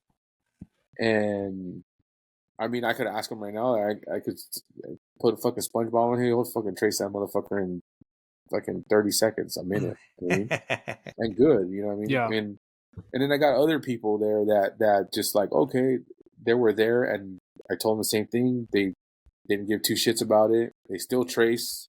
They take their time. but it's not as fast. I mean, printing, if you can do it fast and great quality, like you're Time is a money great in pre-press guy. printing. You know what I mean? Yeah. Yeah. You know, going back to like what you guys were saying before, you know, every minute is $5. It's the same on our digital press. Like, my boss, she talks about her brother who has a digital press shop somewhere else, and he's like, I got to be on that machine 24 hours a day, because the second it's not running, like, I'm just losing, you know, hundreds of dollars, because this machine that I'm paying for is just sitting around not doing anything, and I got to make the payments on it. So the quicker I can get that stuff turned around, the quicker I can get that machine keep going and printing new stuff. Yeah, it's great to hear how the machine's running. There's times where every single machine is printing. Yeah. And it's great. Like, it's music to my ears. And, you know, I know my boss likes it because, you know, it's printing money pretty much. And when it's quiet in there, that's when it sucks. That's when it's like, what are we doing? Like, even if we don't have anything to do, or we don't, let's say it's a slow week or whatever, we're printing labels, we're printing signs for internal things, but we're having those machines running at the same time. A large format machine, it runs itself, like it circulates ink itself. Even if you haven't printed in 2 days, it's been circulating, it's been cleaning its heads, it does its own maintenance. You still have to do manual maintenance and all that, but it's better if you have this, if you waste that ink on vinyl and board instead of just circulating and then it goes to the ink tank. You know, because like if Waste that ink toner. tank is full and you haven't printed, that's hundreds of dollars in ink that just got circulated because it's purging and all that shit. Yeah. And you're just spending all that money. I mean, there's cartridges that are $130 a cartridge of color. So you're running low on yellow. You got to buy yellow. That's another $130. But at the same time, your yellow, your black, your cyan, your magenta, that's all running low. So now it's, you know, $500 worth of ink that you haven't printed, but your machine circulated, and now it's in the drain because it needs to. Otherwise, everything seizes up, and then your machines are gone. Yeah, it's like a vehicle, but like a car. I mean, if you leave that shit sitting there for 2 months without turning it on, I mean, something's gonna start messing up. Yeah, our plotter, the car doesn't turn on by itself and circulate the oil and all that. Our plotter ink is $367 a cartridge, and then the ink heads are probably around the same, but they're just these little tiny things. The ink is like, you know, a big one, but the little tiny ones, same price, $300-$400 just for the print. Damn. And there's eight print heads. No, there's 8 ink cartridges, and I think twice as much ink heads. Yeah, you're looking at $2,800 right there just for the ink. Replace all of them. Mathematician Danny over here. Like that. That's printing has a lot. I mean, math has a lot to do with it because I mean, you have to calculate square footage. That was one thing funny. when I was working with you when we would do some measurements or like math. Danny was like, "Bam, it's this much. Bam, it's this." I'm like, "Hold on, fool. Hold on. I'm counting on my fingers real quick. Hold on." 5, 6, 7, 8. Now, Danny, obviously you're super knowledgeable on print. Do you do any like design stuff for fun? Any just graphic design that has nothing to do with print? Any graffiti? I know you're a drummer. Design stuff apart, music wise, you're a drummer, you're a musician, a metalhead on that part. But when it comes to just graphic design in general, do you do anything for fun? I used to spray paint art. I used to save the scraps from. No, never. I never. You know what? I'm from East Los Angeles, and I never tagged a fucking wall in LA. No. Which terrible. It's okay. It's kind of yeah. Are you even from East Los Angeles? Yeah, exactly. Yeah, I'm from East LA. I lived in neighborhood surrounded by gangs and all that. Never once joined. Never once had wants to join. Yeah, the spray can gives me an adrenaline, and I've always wanted to like spray paint, but since I kind of really like, no, I don't draw, You know, I mean, I could do lettering and stuff like that, but to me, that didn't really attract me much. Like to even do it on paper and all that. What attracted me more was these street artists that, like, you know, the spray guys at Fremont, those guys that do like these Yeah. little landscapes and shit like that. I got into watching videos in YouTube from these guys in Paris, or I don't know, where's the Colosseum at? Where's the Colosseum at? Greece? Rome? Yeah, in Greece or Rome or whatever. There's these artists on YouTube that do it on the floor, and they do the Colosseum with like huge Oh colors. wow. And then they do like naturescapes, you know, like, you know, pine trees and mountains and shit like that, real quick, real fast. So, you know, I'm the kind of guy like see something like that, I could do that shit, and so I started doing it. And every time that at the other company where I used to work, they would throw away a lot of scrap foam board, and I would take that home and then start practicing on it. And I got kind of good, and I never really like sold them or anything. I would just keep them around the house. I had so many. I had like 30 or 40 of them on foam board and shit. And I took them to work one day, and I was showing one of my buddies at work, and he was like, "Oh, those shits are fucking cool." And I was like, "Here, take like 4 of them." And then people started like, "Oh, I want one." So I would just give them out. I have like maybe about 3 or 4 here at the house, but that's the only time that I've done any type of artwork that had nothing to do with printing, that I created myself for myself, just as, you know, pastime or whatnot. But Yeah. you know, graphic design wise, just funny shit, just like shit that I want to, you know, if I want to get back at a buddy or something, you know, I'll put his fucking head on. Oh, we know. We know about that. Done that. Yeah, You know? we all done that. We all done So that. You know, obviously they don't look. They like, I like to make it look real, so it doesn't look like a cheesy ass to just put the head on. Like, I make it look real, like if that's the guy, you know. So and then I would spend time on it. You know, I would spend time, like, we had this, like, I would say like 10, 12 years ago, we had this group among friends on Facebook where they would just talk shit.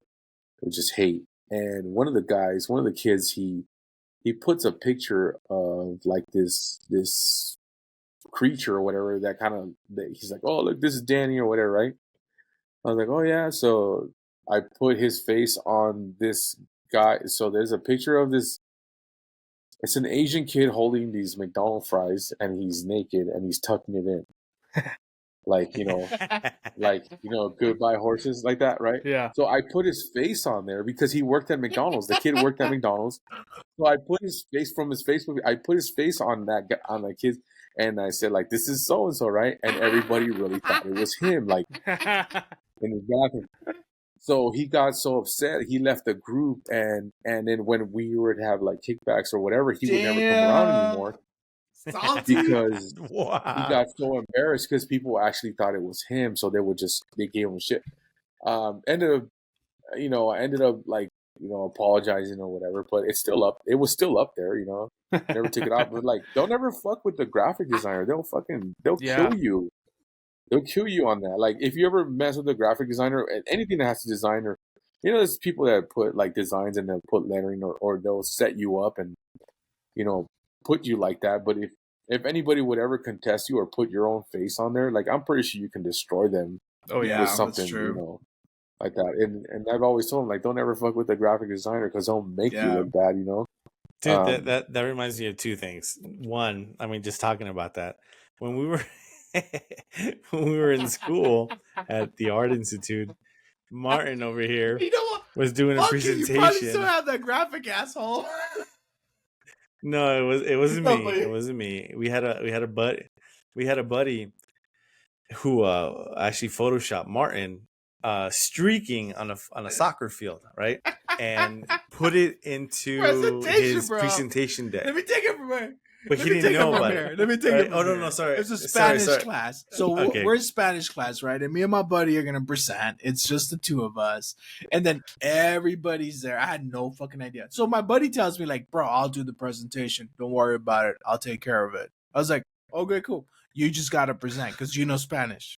So it made sense. I was like, "Yeah, sure." So I'm presenting this shit, and everything's rolling through, and then there's funny shit like people on random shit, and then we get to the end, and then I'm just reading, and everybody's fucking laughing. Everybody's fucking laughing. I'm like, what? And then I look over and I'm like, oh, what the fuck?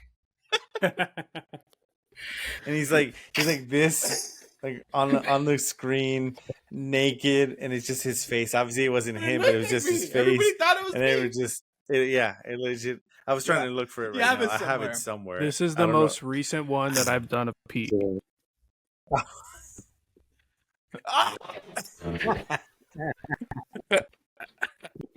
Just a quick and dirty one, not super realistic.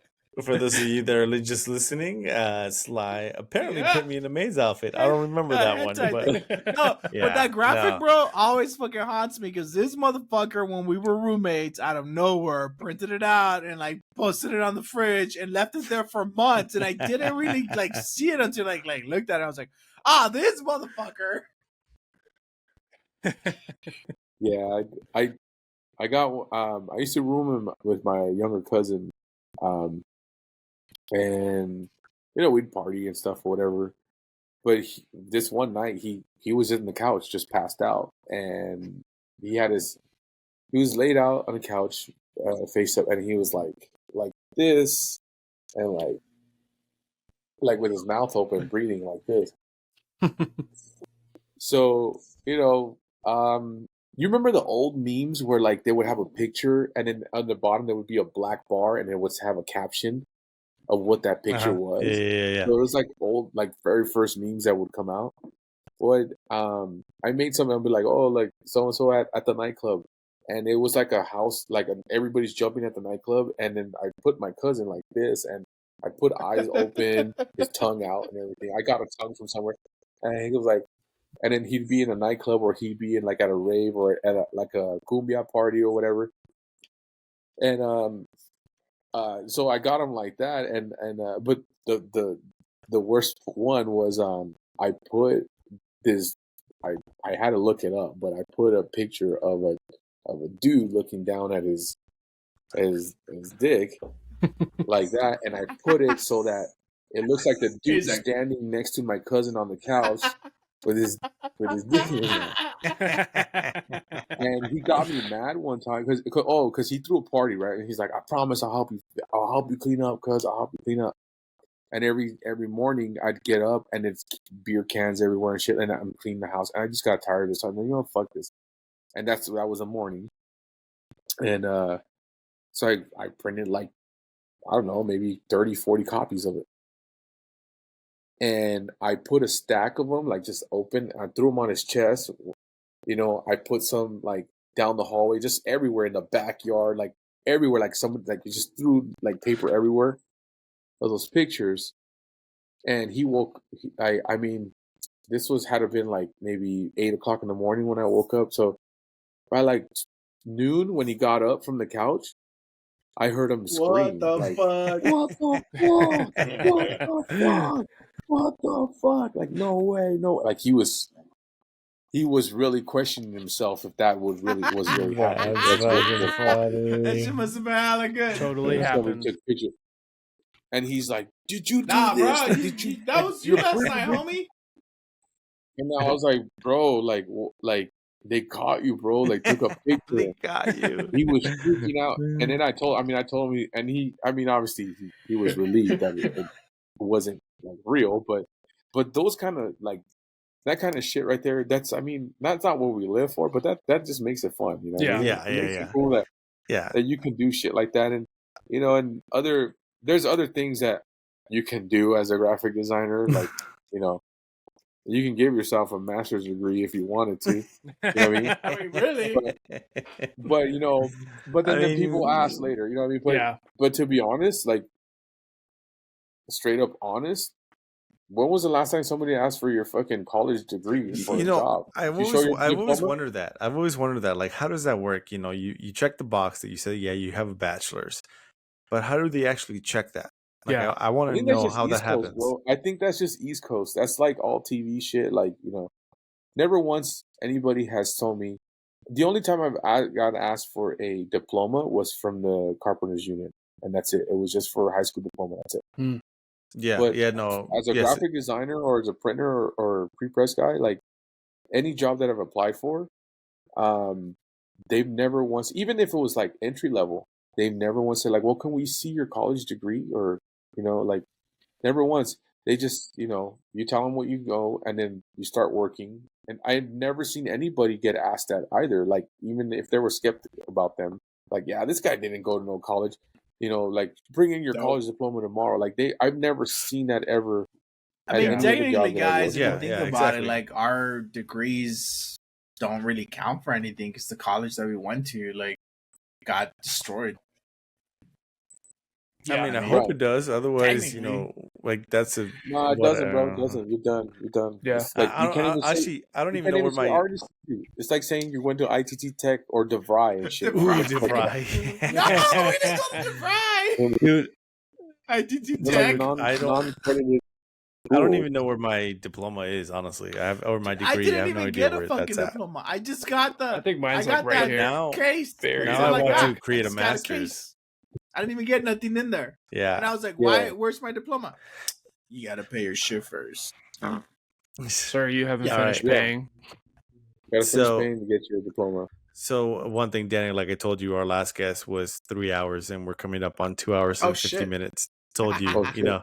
when you talk, you just talk like when Yeah. it talks about design. So as we come in and wrap this thing up here, what design advice do you have for current or future designers out there? Like what's a pet peeve of yours? What's something that they should study, or if they want to be into the field that you are, that they should brush upon? What do you want to see in their portfolio? What is advice that you want to give to someone that wants to do a switch, or someone that's up and coming? What advice do you give to that person? Definitely, like somebody up and coming in printing, who's learning printing. Mainly for like the students. Students are coming out from college, are joining these companies out here that involve printing, not just marketing and all that shit, but like, I think anything that has to do from computer to actual like material, you should always learn to fucking tape measure.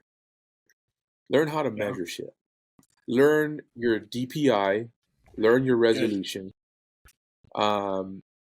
Because if you don't know what kind of world you're in, then you're never gonna progress. You gotta know your quality of your product that you're bringing out. You gotta know the difference between designing for Digital. Instagram or a website to actual materialistic things and things that will look great. You got to understand resolution. To me, knowing resolution based off of size has helped me a lot. Measuring tape. I'll be honest to you, I didn't know the measuring tape until I started carpentry. But it was like the main measurements, the main quarter inch, half inch, 3/4 inch. But like when you get to 5/8, you get to 15/16, 11/16, and you can I can not say every single digit, but I could tell you in digits what 3/16 is. What is it? It's decimal points, 0.1875. So you have to understand too, like if you have I get this all the time, like okay, that's 3/8. So if you can add 3/8 on each side, what does that make it? So it makes it 3/4.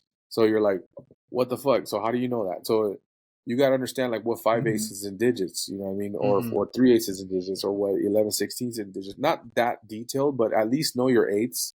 What's 11/16 in digits? 11/16? Shit, I don't know, man. That's what you just said, didn't you? Or No. I mean, you could like 7/8. Like what's 7/8? You know what I mean? What's 15/16? Shit like that. But 7/8 it's 0.9875. Yeah. And you can look it up if you want to. Gotcha. You can look up. Trust you. I would say the eighths are very. 1/8 inch. You could look up 16th inch. 1/8 inch is 0.125. 16th Like is half an inch is 0.0625. Right, shit I know like that. Half an inch. Yeah, right. Martin Martin. chooses the easiest Yeah. measurement. But shit like inch that, is an like, inch. it's quick. It's quick to you have to know what you're measuring. You have to know what you're wrapping. You have to know what you're building. You know what I mean? So you have to know your scales. You have to understand that Illustrator can only build out to 200 inches, but you can't save that shit. So you have to make sure that you're under 196 inches in Illustrator, or you got to go quarter scale, half scale, 10th scale. You got to know all that shit. You got to understand that a billboard gets designed in Photoshop or Illustrator in 10 scale. And you got to be able to divide and multiply by tens when you're doing that math. Otherwise, like, you're going to be printing a fucking little billboard this big on vinyl. You know what I mean? Banner vinyl. So, and the printer's going to you gotta run it once you understand send it. yeah, you got to understand that, like, this 10th scale right here, you're going to do it at, I don't know, 500 DPIs, because when you make it huge, it's going to be at 50 DPI. And you guys are like, what the fuck, 50 DPI? Well, when you have pixels this big and you're far away on the floor and you're looking up to a billboard, you can't tell. Yeah. When you're walking up to a billboard and somebody's face, like Knock V and shit, that guy Knock V or whatever, if you walk up to his face, like, these pixels are this big, but from far away it looks beautiful. So you got to understand that you can't just throw shit to the printer and it'll print it. Yeah. You know what I mean? The printer always has its limits too. Or you're going to be saving, 4 or 5 gig files and shit that will never get processed. But, have love for the art, have love for the trade, let's say. Like, if you love doing it, then that's what's going to help you, progress in the design world, in the graphic design world. Don't ever get bored of it. You know what I mean? And don't ever think of it as a job. I mean, the minute that you start thinking of it as a job, it becomes a job. Yeah. I mean, the minute you start loving it, it's like, it makes more sense to you, and you get more knowledgeable that way. Love your shit. And always educate. Always educate, man. Mm-hmm. That's awesome, man. No, that's awesome. Yeah, no, I mean, that's been great. I mean, I feel like we can continue to talk for another hour. But it's getting kind of late, so we try to keep this at 3 hours, a little bit over 3 hours, and it's been fun. It's been super fun. We definitely want to if you want to come back on in a couple of weeks or a couple of episodes, more than welcome to. I feel like we could continue to pick your brain. We definitely want to coordinate a walkthrough and see in person what it is that you do, and see all these machines in action. I've seen them firsthand, and I think they're amazing. It's pretty dope. The shit that you do, the shit that you construct. It makes you think of more past the 2D environment that we see on the screen. Like, how this is going to look in the environment, in the 3D atmosphere. Yeah, man, it's been fun. Any last plugs or anything you want to say to our 12 followers that we have? Oh, there's 12 people following us? Yeah, I've been watching this whole time. Yeah, we're live, bro. Hi, Mom.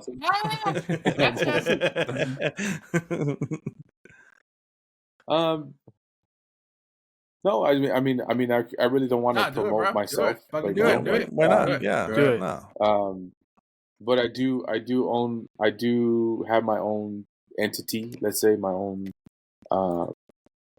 print entities where I can take care of clientele.